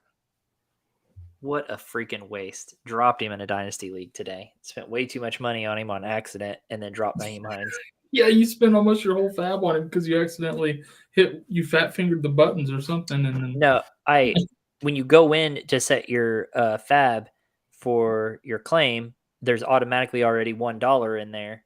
And I wanted to bid 23 on him, and I guess I didn't delete the 1, so I bid 123 on Naheem Hines. Kyle texted me the next day and was like, pretty excited about Hines' trade, huh? I was like, what? I mean, and I looked at 123. I was like, son of a bitch. God dang it. I spent way too much on it. It's pretty funny. Yeah. So, got no choice but to start Mike Evans and Amari Cooper. I like Mike Evans this week. Yeah, Jorge, you missed the whole boom or bust segment, bro. He was my boom receiver this week. AJ Minshew, 34, babe. This guy. AJ's got to stop doing so many edibles when he comes on stream. He hits freaking delirium about this time every night. I'm here for all of that NFC East smoke. I'll just give him some popcorn and let him just sit back and watch it. Michael Jackson in the theater watching Thriller. Well, it was funny. Like last night during the game, they showed a graphic. All 4 NFC East teams are in the playoffs right now. Right now they have Dallas, Giants, and Washington were the 3 wild card teams. I'm like, holy shit! Like, that is nuts. When was the last time that ever happened? An entire division got into the playoffs. Would have happened until they opened up the 7 playoff spots instead of 6. So this would be the first time. Yeah. That's a good point. Yeah, there was only 2 wild cards before that. That's a good point. Yeah, I like that. Zach Moss or Leonard Fournette this week? Say that again? Zach Moss or Leonard Fournette? Oh, you're going Fournette. I'm going Fournette there. They're both splitting time, and Fournette's just better. Yeah. And I think it's a decent matchup, right? So I'm going Fournette there. Let's see. Currently starting Dak. Should I pick up Brady, Lawrence, Rodgers, or Carr for this week, or roll with Dak? Trevor Lawrence? I don't like Dak this week. Crazy that Again, if you were here during the Boomer Bust segment, he was my bust QB of the week, Dak. Because I think they'll lean on that run game against Philly. That's how you beat Philly. Yes, but Trevor Lawrence was also Tony. Trevor Lawrence has a tough matchup. I like Brady's matchup this week a lot. I'd actually roll Brady there, believe it or not. I think I'm rolling Brady there too because of the matchup and the other people's matchups. Like just kind of by process of elimination. What up, Stevie? Welcome in, my man. Yo, what up, fellas? What up? My bad, I'm late. I didn't know you guys were starting early. Shit. No, we started early today, and well, I did DM you, but you didn't see it in time. So yeah, my bad. I was actually streaming on my channel, so I just got. I got a life. I do my own thing. Okay, whatever. No, I'm with everybody. I'm with everybody, baby. I'm so popular. I was doing my own thing with my fans. Look at that. Hey, you don't get to mock anybody who has purple Jesus on the wall behind him. All right. That's true. That is true. Hey, is he still beloved and sacred in Oklahoma? 100%. 100%. And in Minnesota. And it's AD, not AP, everybody. All day. All day. Not Adrian Peters.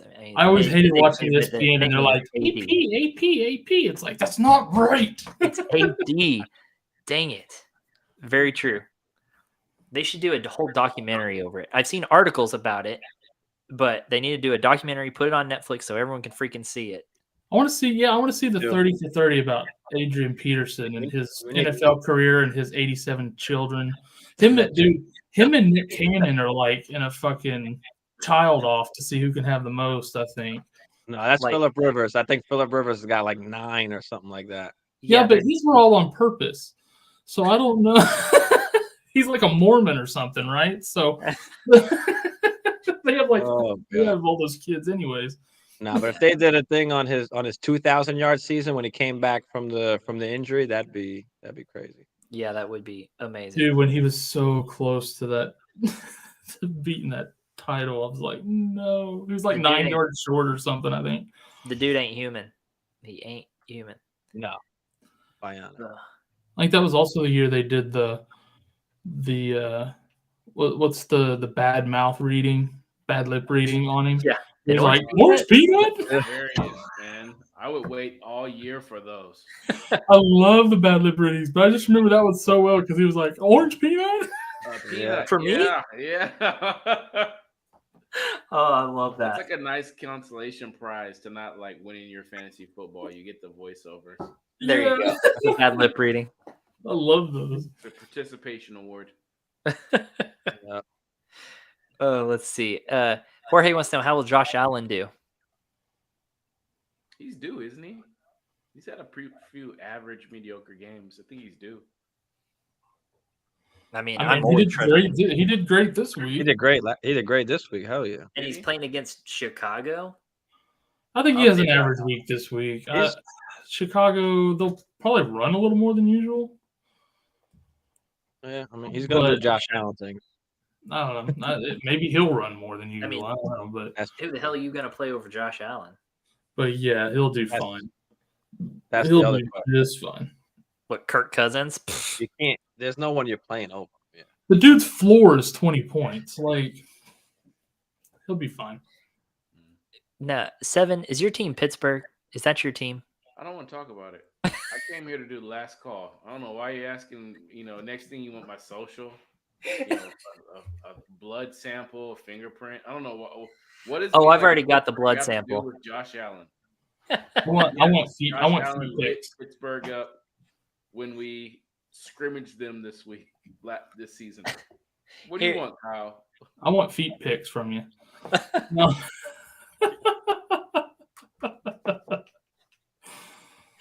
Oh my gosh. But Kyle is, seriously, me and Corey are Cowboys fans. We have like 8 viewers that stop in at any given time that are Eagles fans to give us shit. We're all the Ravens fans. Like, can somebody come in here and give somebody else a hard time? I'm not as popular as you guys, and It's- also I'm a lot nicer than you guys. You guys Dallas fans talk a lot of shit, So it We comes just back. give AJ a hard time because he gives it back and it's fun. Yeah, for sure. But we seriously do have like way more Eagles fans than you would anticipate. Eagles and Niners. We get a lot Eagles of and Niners. Niners are our 2 biggest fan bases in our viewers. Yeah, Yeah. I haven't seen Sushi in a while. I haven't seen him tonight. Yeah. He was here last night. Yeah, he came in last night to a stream. Holy hell!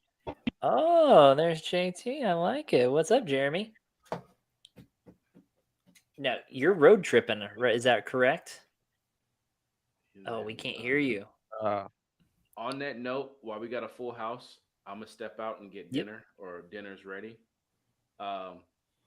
Tune in to Fantasy Football Safe Space next Monday. Click the link below for a chance to win the DJ Moore jersey. We appreciate all the like buttons. Once more, the bonus word of the night, Panther. And I'm gonna head out, man, and get something to eat, and then get ready for work tomorrow. Take care, you guys. Peace. Sounds good, man. Have a good good one. Christmas, 7. Merry Christmas, buddy. Oh, that was fun to get to be on with 7 for a little bit. That For was real. missing out on that this year. Now we just got to get JT. Jeremy back on. Jeremy's on a road trip. Yeah, So- Jeremy stepped out Yeah. to try to straighten the audio issue out. I didn't know he was still going to be driving when he was getting on here. I just said, like, don't worry about it. For real though, right? Let's see. Here's a Minstrel Mania. I mean Minshew Mania. He is Mr. Sarcastic, though, so he's totally bullshitting here, right? That's got to be it. Dallas plays it at 4 p.m. Eastern, so that's going to be really good. Gather around, children. Grinch.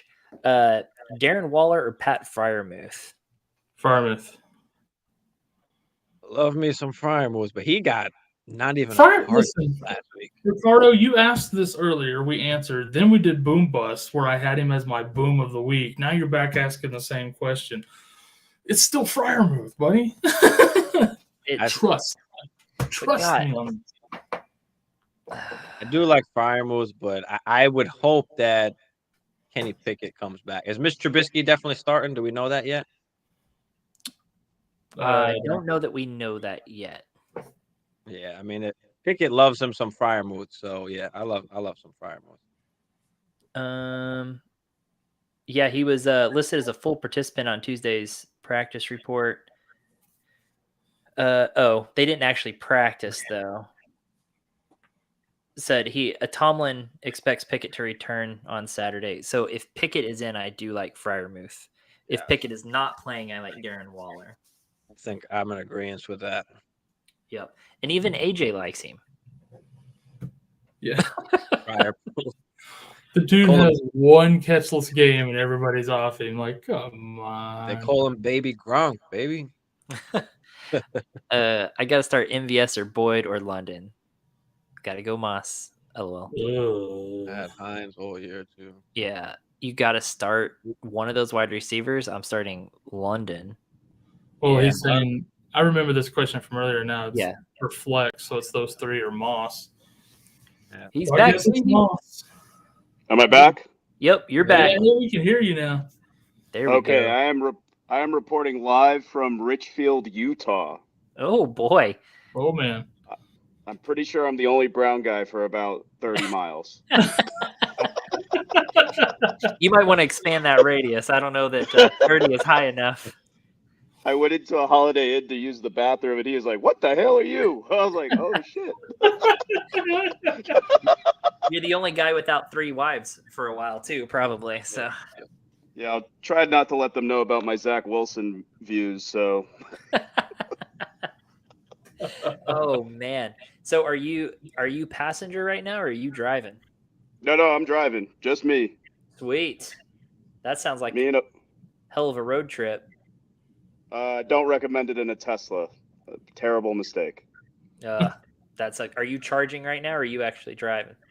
I was. Yep. Nope. I'm still charging. Fun. Good Yeah, time. Perfect timing. Nice green Oh. move there.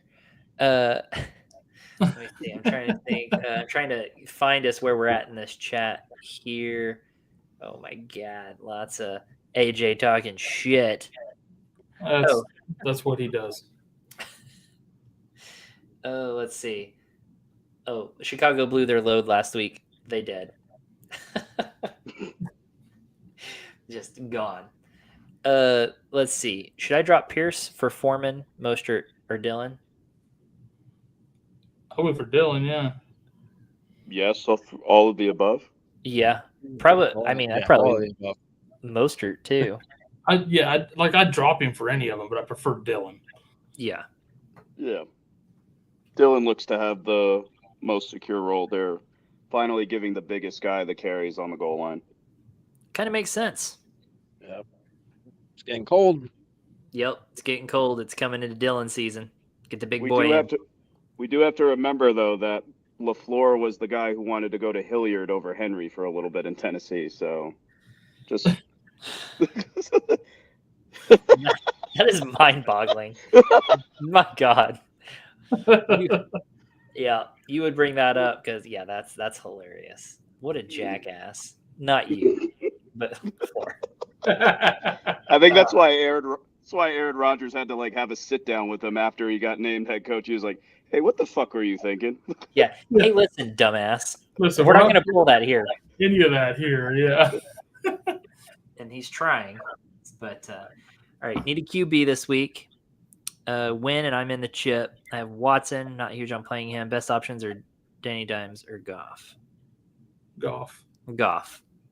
Yeah, you're going Goff there. You're going Goff. But let's get Jeremy's input here. Goff for Danny Dimes or Deshaun Watson? We'll just try to break it down logically here. I mean, Goff has Carolina on the road. Watson has New Orleans, where we saw, I don't know how confident I feel in, Watson is a superstar. He's not a superstar right now. He's a guy who hasn't played in 2 years. Dennis Allen, I think, can probably throw some things that confuse him. Dimes probably has the highest over-under points-wise, and he's going to be in a dome. So I don't mind Goff, but it would be contingent on what's the weather in Carolina. And my default here is always QB in a dome, and he's going to be behind. So I might close my eyes and throw a dime down her asshole. I mean, I can't really argue with that. We had this discussion earlier. We all ended up going with Goff because he has more weapons to work with. Danny Dimes, who the hell is he throwing to, right? Slayton. But I do like the dome argument, though. I do. He's going to be behind. They can't run the – so it's like – he might even just be dumping it off to Barkley for all we care. Who cares? Like, it's still a pass. The problem with Dimes is like his floor is fucking really shitty. It's like we're talking like 6 points where he threw for 200 yards, ran for 35, fumbled, and no touchdowns. Yep. So yeah, and I think we just saw against the Jets. I think we just saw Goff's floor. He had 14 points. So yeah, the way he's playing right now with those weapons, I don't hate Danny Dimes, but I do still prefer Goff.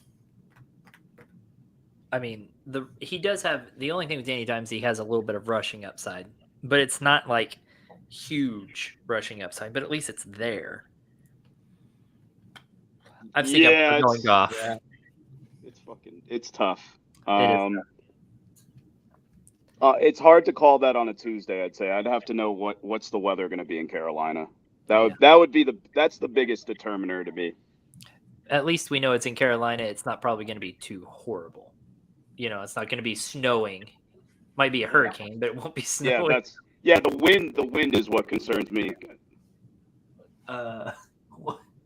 What's going on with some of this chat? You guys, hold on. I'll get to it. Here, hold on. I'll get to it. Let me actually do it really quick. First of all, 7 left. And AJ said later 6, 8, 7. And then JT got on and he said, "This guy a Mormon?" He says, "Have any Greek in you?" I'm not putting that next one up. Actually, I am. Jesus. I knew that was coming. Is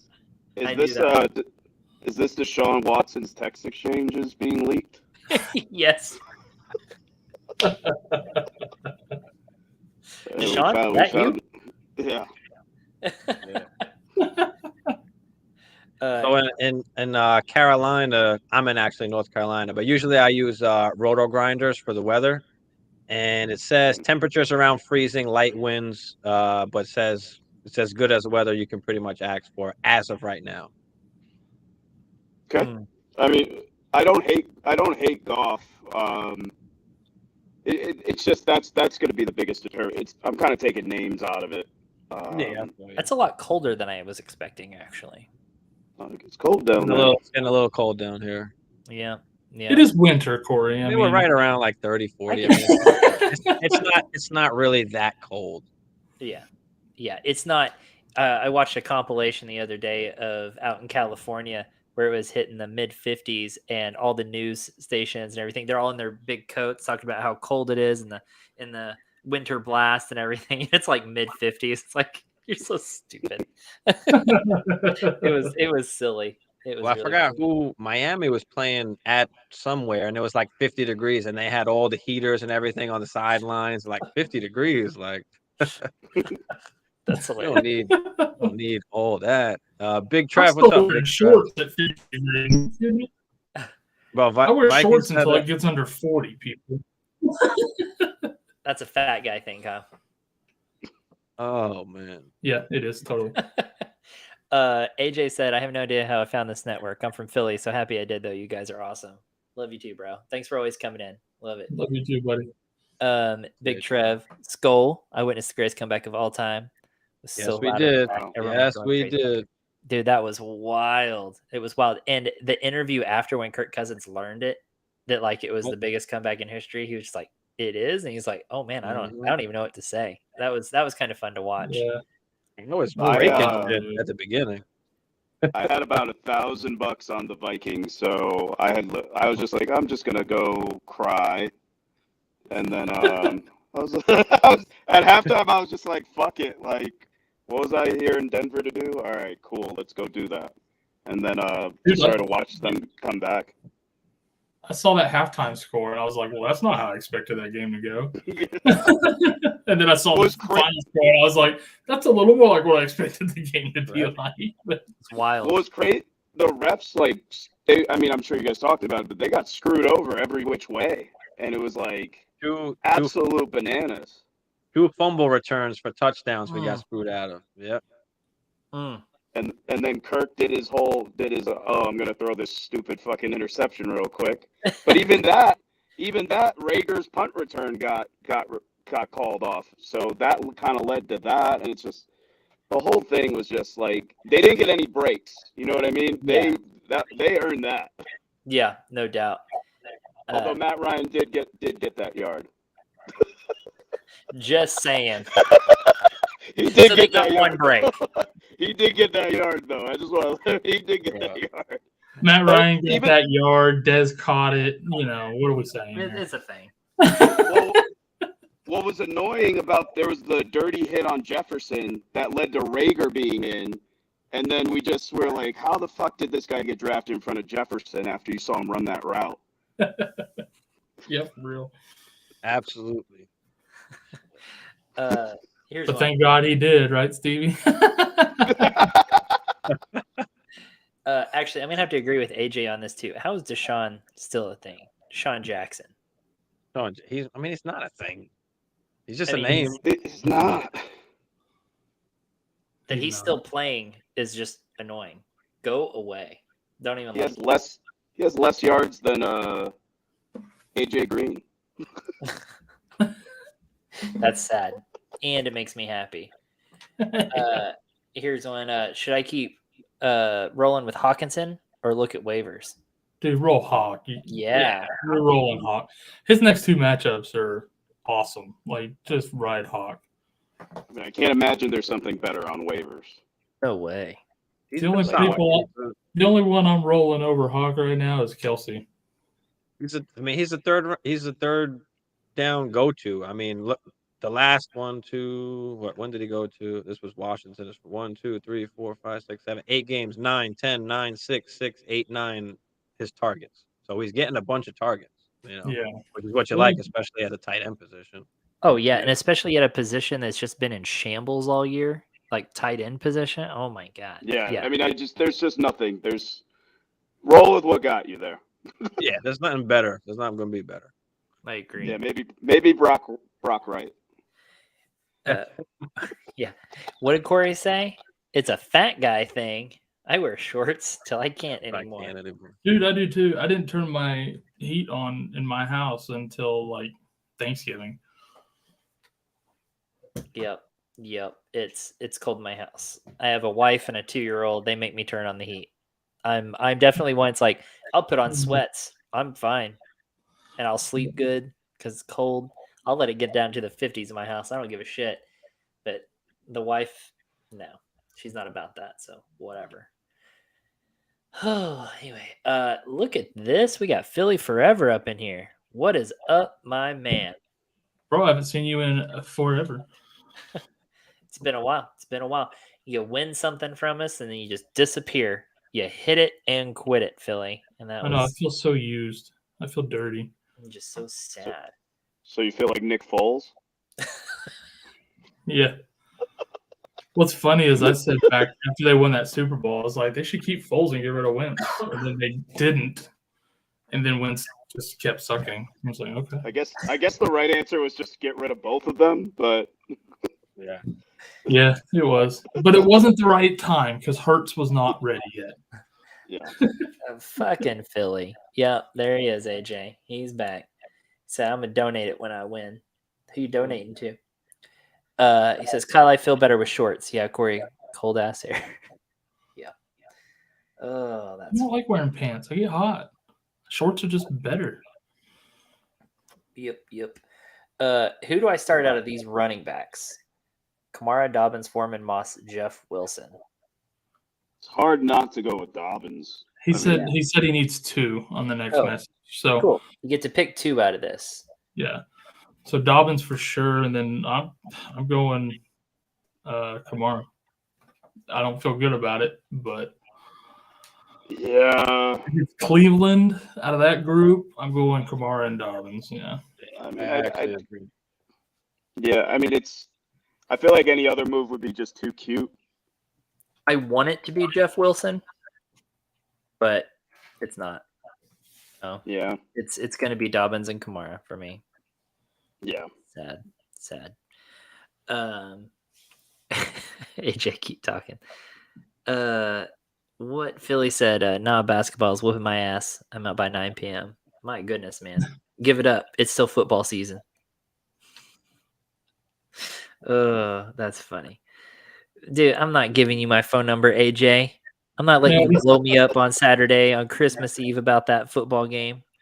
You know it. I think he was trying to say up here that he wants to put in a where is it? Are you talking about this one? No. Oh, we're not talking about that though. Okay. I can't find it. He was asking how to put in the resume or whatever, an application to be on the network and stuff, but I can't find it now. Oh yeah, we don't hire Philly people. So he's trying to call in be on stream instead of being in the chat. Nah, get out of here, brah. All right. But Jesus, where's the professor? All right. Just so you know, guys, we are getting close to the DJ Moore jersey giveaway. That'll come up in about 10 minutes. So if you have not clicked that link in the description, go down there, click it, and do all your things, get all your entries in. You got 10 minutes. There is a bonus word to get like 20 extra entries for attending tonight and paying attention. That bonus word is Panther. Panther. Meow. Go get your entries. Win this damn signed jersey. All my cat noises. That's all I got. I saw JT's eyes roll back in his head when I purred. He liked it. I didn't know I was into bestiality. I could tell by the shirt. It was at this moment. I could tell by the shirt, and you're just like, It's like one of those memes. It's like record scratch. Yep, that's me. You're probably wondering how I got here. My co-host was purring, and now I'm into bestiality. End of meme. Philly says he's all about AJ joining the show. Honestly, sometime in the off season, we should probably do that. That'd be a lot of fun. We should get. Well, is Philly of age? I don't know. Philly and AJ, we get them on here at the same time. After the Cowboys win the Super Bowl, we should get Philly and AJ on here, and just talk mad shit. If that happened, we wouldn't see them until like 2024. They're gonna pull a Sushi and just disappear when their team when Tyler Lockett doesn't do well and Sushi doesn't come back to. When Tyler Lockett has a bad game and the Niners lose, we don't see Sushi for a week. Right. Yeah. It's just like he just disappears on us because he doesn't want to come back in. Just hoping that we forget what he said, even though I screenshot all of his silly comments. Because I do. Let's see. Alex, is subbing Justin Fields for Hurts a good move for my playoff matchup, or should I start looking on the waiver wire? Yeah, I like We Fields. had the same reaction. We were all like, is this real? Is this real? Yeah, if Hurts is out, you're starting Fields, bro. Absolutely. How do you have both of those guys? Congrats on having both those guys. And I understand how you have both those guys. Justin Fields was a waiver wire pickup. He went undrafted in pretty much every league. So, yeah, but Justin Fields, how lucky are you? You know how many people would just die to have Justin Fields coming in after losing Hurts? I know I would. I was going to say, everybody that is potentially losing Hurts this week is asking us about Goff and Daniel Jones. Yeah, I'm starting Daniel Jones because of Hurts being out. These kind of guys. And you're like, I got Fields. Is that okay? Yeah. Chat's like, fuck this guy. Nobody likes you anymore, Alex. Everyone's like, this guy. Shut the hell up. I made a wild trade in Dynasty right before the deadline, and it's a league I have Hurts and Cousins as my QBs, and I sent three drafts worth of picks, Brock Purdy and Calvin Ridley for Lamar, Travis Etienne, DJ Moore, and Deontay Foreman. Veto. No, it went through, and now I'm just praying Lamar plays because, Hurts is obviously out, and there's no way. Minshew's already picked up. But going back to that other question, would you guys start Minshew over Goff, Dimes, and Watson? No, and yes. Over Watson, yes, but I think Dallas. is just their defense doesn't look good. not these last 2 weeks. No, we've been struggling for some reason the last couple weeks. Not playing good, and then like injuries on top of that are just making it worse and worse. And I'm just like, so. I mean, you guys have 1 300-pounder. That's not good. Yeah, it hadn't mattered until now. And we've had this discussion multiple times tonight, but I keep saying it. Minshew is fiery. He'll come in fired up, especially against the fucking Cowboys, but he gets his opportunity, and he loves to shine when he gets that opportunity. Minshew's dangerous. He has a great offensive line. He has lots of weapons. Goddard's back. I mean, it's dangerous. It's a dangerous setup for the Cowboys to go and maybe get their ass kicked. He's like no wheels Heineke. Mm-hmm. Yeah, I can see that. Yep. Either going to be 3 touchdowns or 3 picks. Who knows? Yeah, as much as I don't trust him, I could definitely see him go out there and throw 3-4 touchdowns. But I could also see the 3 picks if he pushes too hard. Absolutely. He could get too hyped and screw it up. And Dallas could come out with some sort of scheme to get to him, put pressure on him. We don't know. I was gonna say he could come out in his first game and hold on to the ball too long every play and just take sack after sack. So yeah, I'm with AJ on this one. That it's either Eagles by 7 or Dallas by 27. Because I can see that. Because Dallas is like that, right? Like they'll look trash and then they'll come out and just like wipe the floor clean with Minnesota. We are streaky as fuck. I feel like we play to the level of our opponent. I feel like that's kind of what we do. And streaky. I think we look past these last 2 weeks. We looked past them a little bit too much, looking for that Eagles matchup. And I think it came back and bit us. I hope to God that's what happened. Because I'm hoping so. Get it out of our system, hopefully. But I don't know. I don't know if that's really true.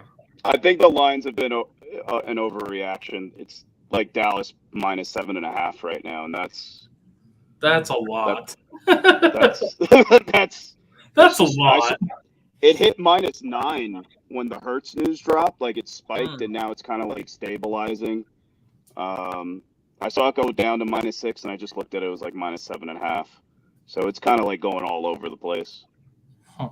Yeah. Interesting. I bet the Eagles plus 22. It's not bad. Yep. Let's see. And Philly says, I'm an Eagles fan, but I need CD to put up some points to win my other league. Hey, I feel that I need AJ Brown points to win in multiple leagues. So I feel that. And those players can put up fantasy points and still lose their real life game. Just throwing that out there. So that's just kind of what you got to root for. I hope CD Lamb goes ape shit on you, though. Just hope so. Let's see. I need to go back to Phillies up here. My team dropped 100 points. I was very disappointed in the playoffs. Herbert, CMC, JT. JT Hurts. Herbert Hurts. I had a team where I had JT Herbert as well with Mark Andrews. It was horrible. Dude, I lost a playoff game. I started Fields. I had Cousins on my bench, and I lost by a point. Ouch. Shoulda, woulda, coulda. You should have started Fields over Cousins, though, if we're being honest. You made the right decision. It just didn't turn out correct. I also started Mixon over Dobbins. I made a lot of flaws in that matchup. And there was one where you playing against Zay Jones. I'm just throwing that out there. Yeah, and they had Zay Jones. Yeah, so that didn't help you at all.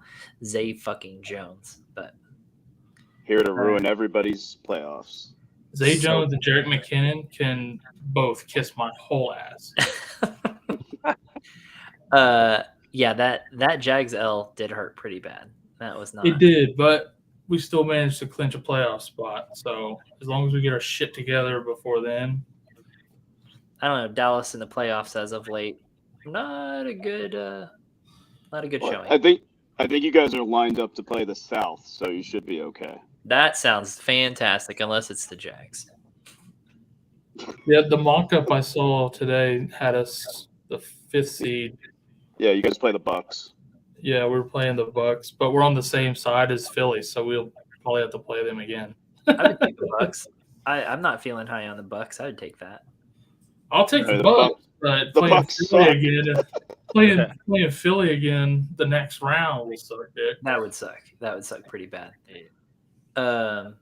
Let's see. Okay, so Wavy needs some help. Do I start Ingram or Waller? Oh. That's tough. Ingram's got the Jets. Yeah, I think I want Waller based on Yeah, matchup there. Raiders have. Who do the Raiders have? Pittsburgh. Ooh. I don't like playing people against the Jets this year, though. Ooh. Those both, like, ow. I guess I go Ingram and not feel good about it.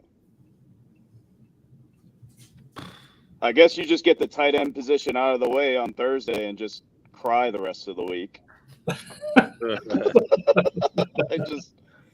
Because, like, you could wait and say you wait and you go Waller and he pops a hammy on Friday's walkthrough. Then what?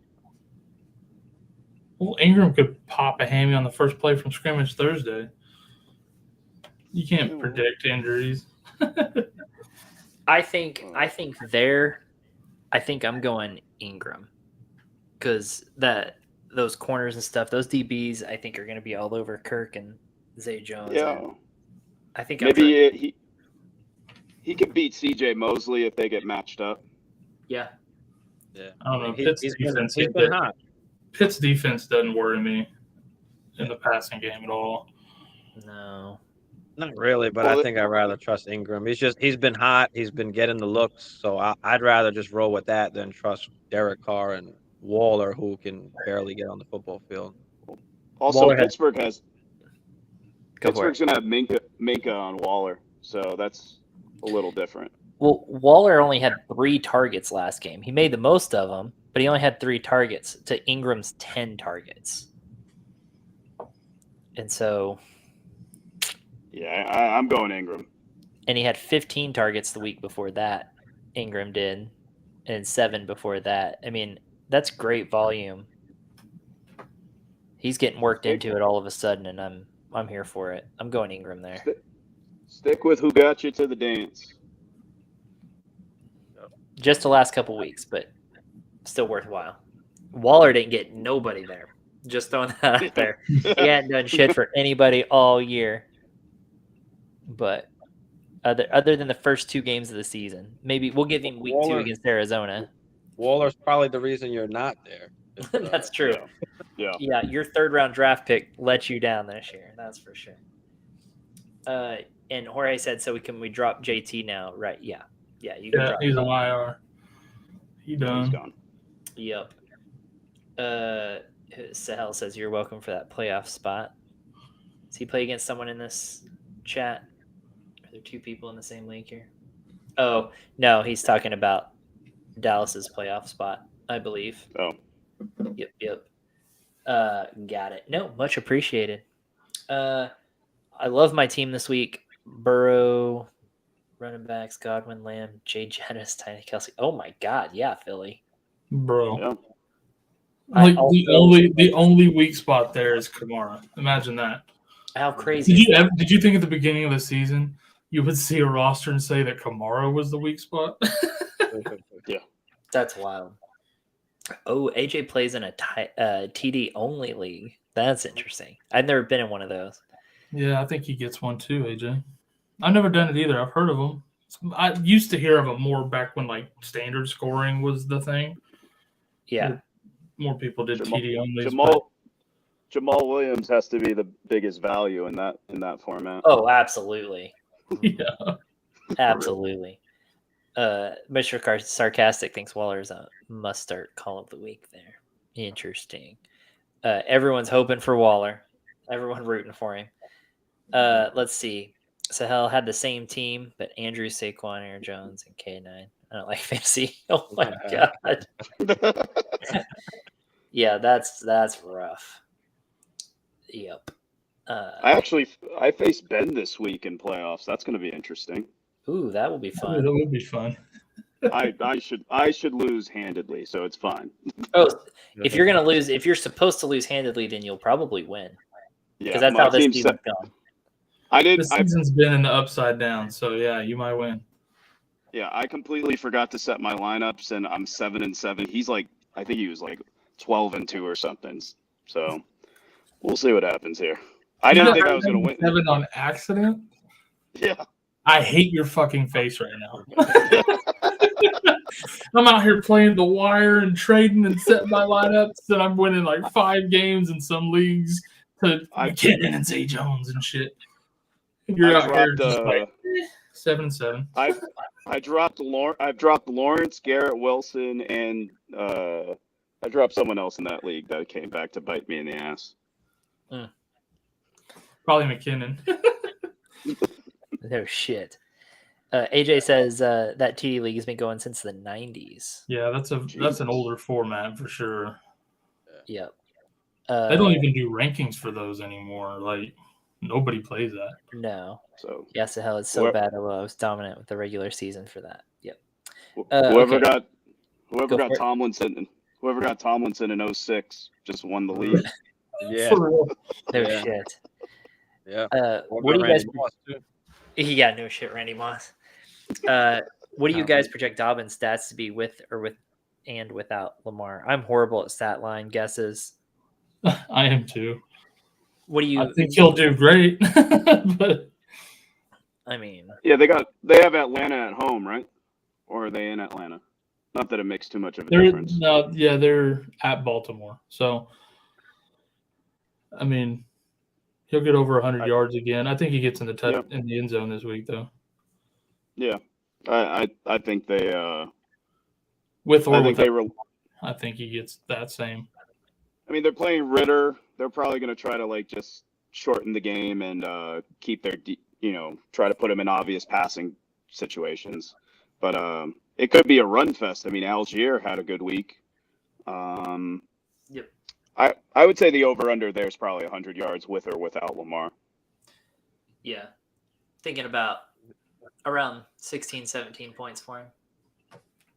It'd be nice. Fantasy points. Yeah, I think that sounds about right. Yep. Yeah, I agree. Because, I mean, even if Lamar plays, we can't expect him to come back and do normal Lamar shit. He's got a banged up knee. Right. Yep. They might even lean more heavily on Dobbins. Maybe. Sahel said it all stemmed from the commish vetoing Mike Kelsey for Andrews and White trade midweek after game start. Oh yeah, that's trash. After the game started, yeah, can't play with them again. I agree. That's absolute trash.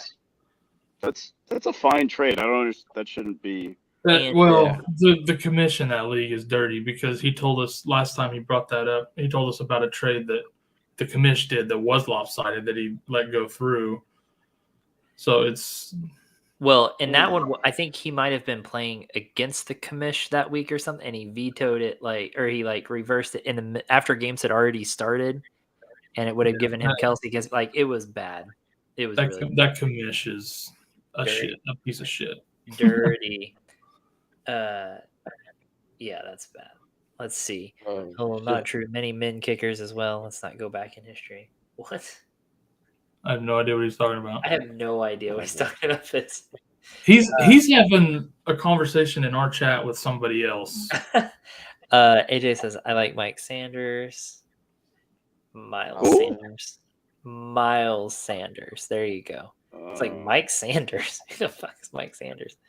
Good times. Hey, guys. While y'all chit-chat, I forgot we need to do this jersey giveaway. I am way behind here. Let me go over here. Y'all can chit-chat amongst yourselves there if you like. But let's give out that meow meow. Yeah, let's give out the meow meow jersey. My God. Yeah, what happened to Miles Sanders? Oh, that was crazy, right? Just nothing. Yeah, I have no Right. idea. He regressed to the mean. He shit his pants and was like, "Coach, I can't run. If I run, I'll shit more." Oh, I love it. All right. I got my list pulled up. Hold on. Got to run my randomizer real quick. I think Miles Sanders saw the Bijan Robinson mock drafts. Miles It's like, Sanders, fuck it, was like, I'm out already. Miles Sanders was like, "I fucking hate fantasy football so much. I'm going to tank my own career over it because fuck these fans." Yeah. All right. We ready for this? All right. Give me your Christmas vacation drum roll. All right. Are we ready? That one, Grant. No, that one Christmas Vacation. Her dad, remember? He's like, he can't do the so he's doing it. All right. We ready? I just watched that movie before I got on stream. It's too good. It's too good. Ugh. All right. We ready? Just fucking announce it. Oh, god dang it. I dropped the coin. Sorry. It's one Mr. Sarcastic. Oh, Mr. Sarcastic. is he still here? I don't know. Mr. Sarcastic is one. I don't even know. Oh, sorry, Sahel. I faked out Sahel. I am so I told you sorry. he'd troll you. I told you earlier You I'd knew troll it. you. I could not Mr. troll you. Sarcastic. It'll be Mr. funny if you had Sarcastic the. is still around. Hey, he's Sarcastic is there. Dude, DM us. Hey, You know- look at that with the W. Reach out to us You on had that. You had that Instagram. Shaggy song, that Mr. Boombastic. Mr. Sarcastic. I love it. Yeah, AJ, dude, shoot us a DM so we can get your info and get you that sent out. so sorry, Sahel. Now, guys, get this though. Next week will be our big finale. Okay? So we're giving away a Brandon Ayuk jersey. We're giving away a signed Traylon Burks mini helmet. We're giving away a signed Javonte Williams mini helmet. Okay, we got 3 things we're giving away next week. Show up. We have 3 different winners. And guys, we're starting over. There will be a different system to come in and enter all your drawings. I know these have been adding up week after week after week. All your entries have added up. But now everyone's starting from scratch. Everyone who shows up next week will be on an even playing field, and then you'll have to go in and get all your entries. So 3 giveaway next week. Come get it. Got 3 prizes. It's going to be a blast. And I mean, there's not going to be like waiver wire pickups really next week, because last week, blah, blah, blah, like a little bit, but So we're going to hang out a lot, just kind of like this last call, and a lot next week. It's going to be a little bit of a season recap, if you will. Yeah, it'll be a shortened show, so keep your eyes on our Instagram. We'll announce later this week, like kind of the time frame we're gonna do it in and everything, because it won't start at the same time probably. So everyone's keep your eyes open. We'll get that info out. Yes, sir. I'm Mr. Sarcastic's manager. He said the jersey is all mine. Oh, love it. Yeah, appreciate you, Mr. Sarcastic. Thank you so much for your support all season. Don't forget to send us a message on Instagram and send us your mailing address, including your actual name, so that we know we can put it on the address. I don't want to send it to Mr. Sarcastic. That could look pretty interesting. The mailman's going to be like, what the fuck? So anyways, we'll get that in the mail to you soon. You'll get that DJ Moore signed jersey, plus you'll get a koozie and some stickers and whatnot. So some swag, get some FFN swag in there. Yep. Okay. So let's see. We got some love in here from Sahel. Love it. Even after I trolled Sahel. So sorry, my man. Oh, that was fun though. I had to do it. You just left it there for me. Yep. So, anyways, that's all I got on that. Does anyone else have any more questions for this week or things they want to talk about before we sign off of here for the night? I do want to throw out there. We have the DK link in the description of this video this week. Oh, good call. We got it early this week. So That's DraftKings. If you're over 18, go sign up for DK. If you're the highest scorer that's not me or Corey, you'll win one of these Bear Clothing t-shirts. Yep. With the Fantasy Football Network logo on there that you can't see because it folded over. Yeah, there you go. That's on the back there. We've only had 2 winners so far this year, guys, because those are the only people. So Wright has won one. That actually got ordered today along with what's the other guy?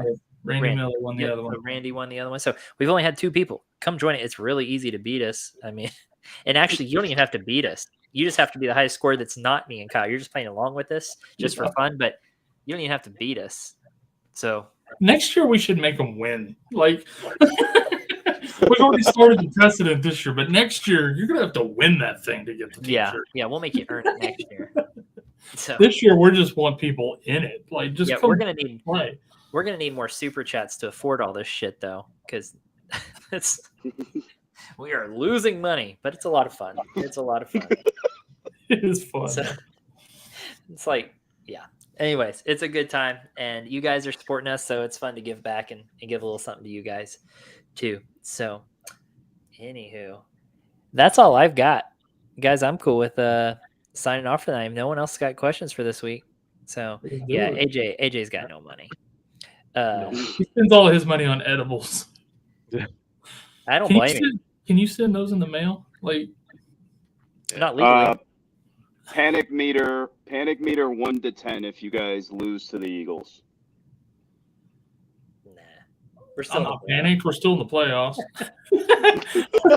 We're in a No slump, but there's time to turn it around. Still, said 1 to 10. No, no, we're not. -14.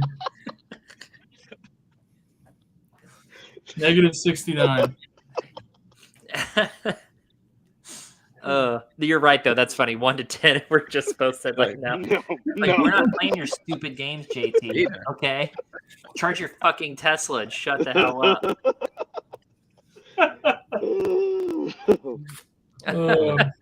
Aren't you glad you bought a Tesla?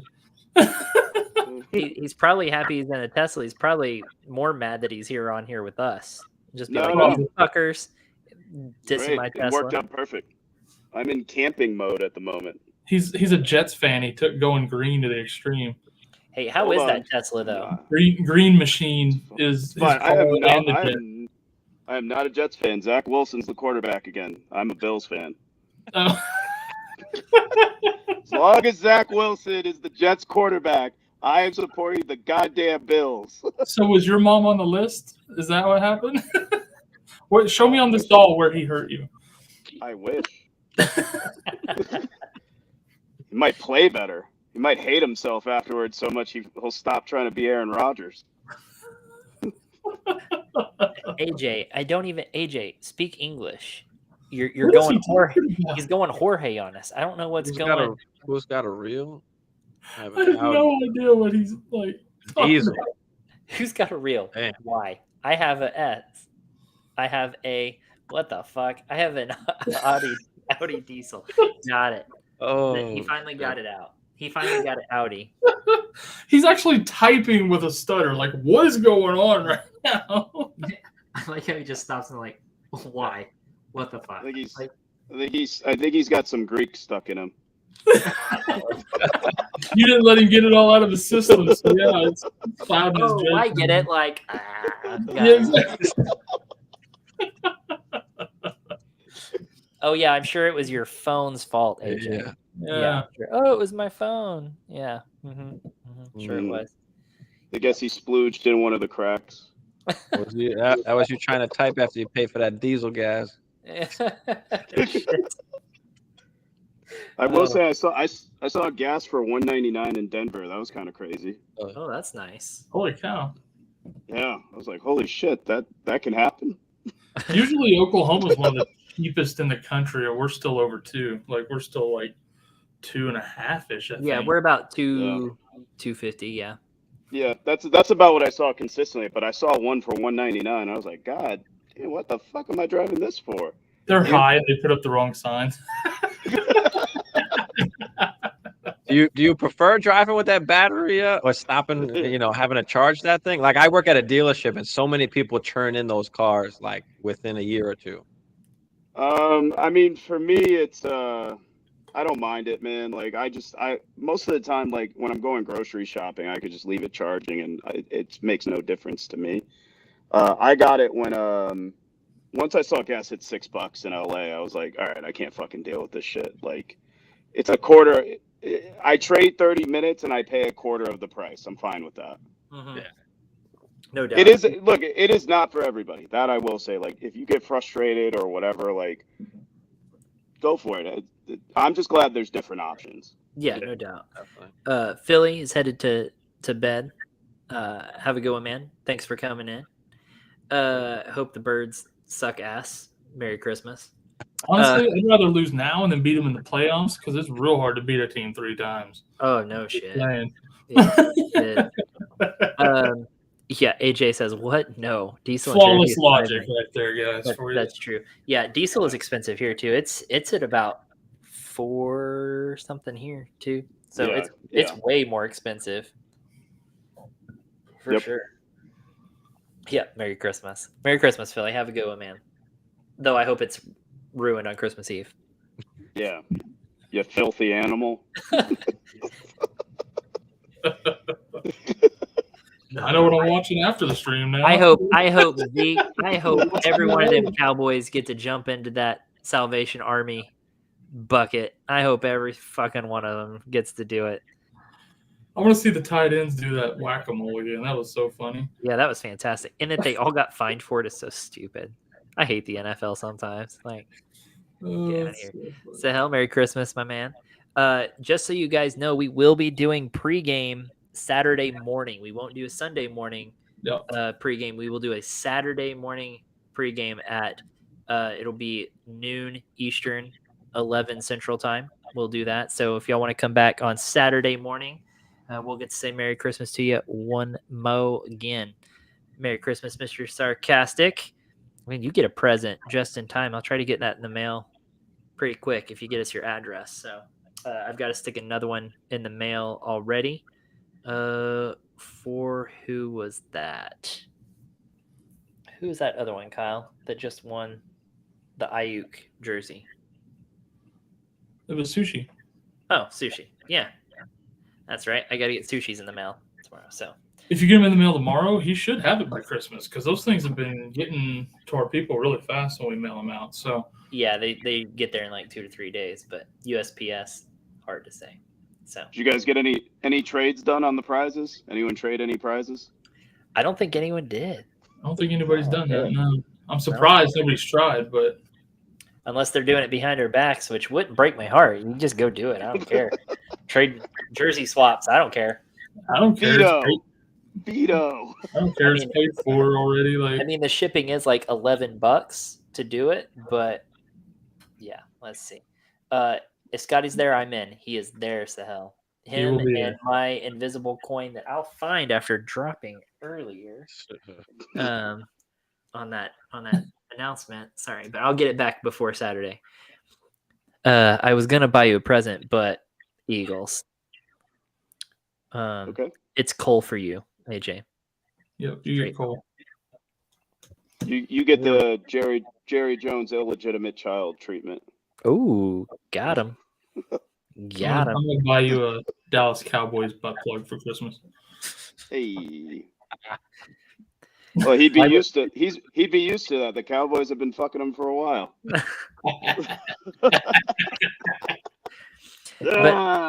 You throw it up, I got it.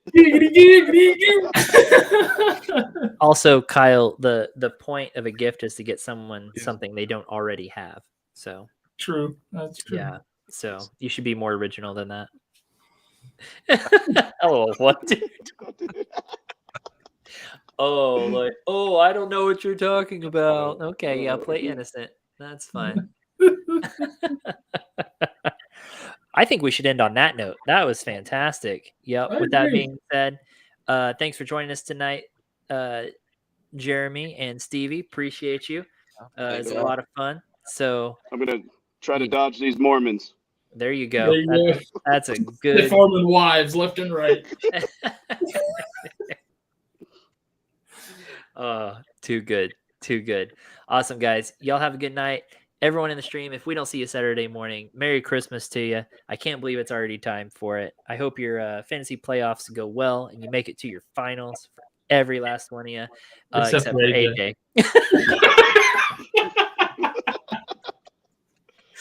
Merry Christmas, y'all. Take care. All right. Merry Christmas, All buddy. right, guys. We'll see everyone Merry later. Christmas, everybody. Appreciate y'all.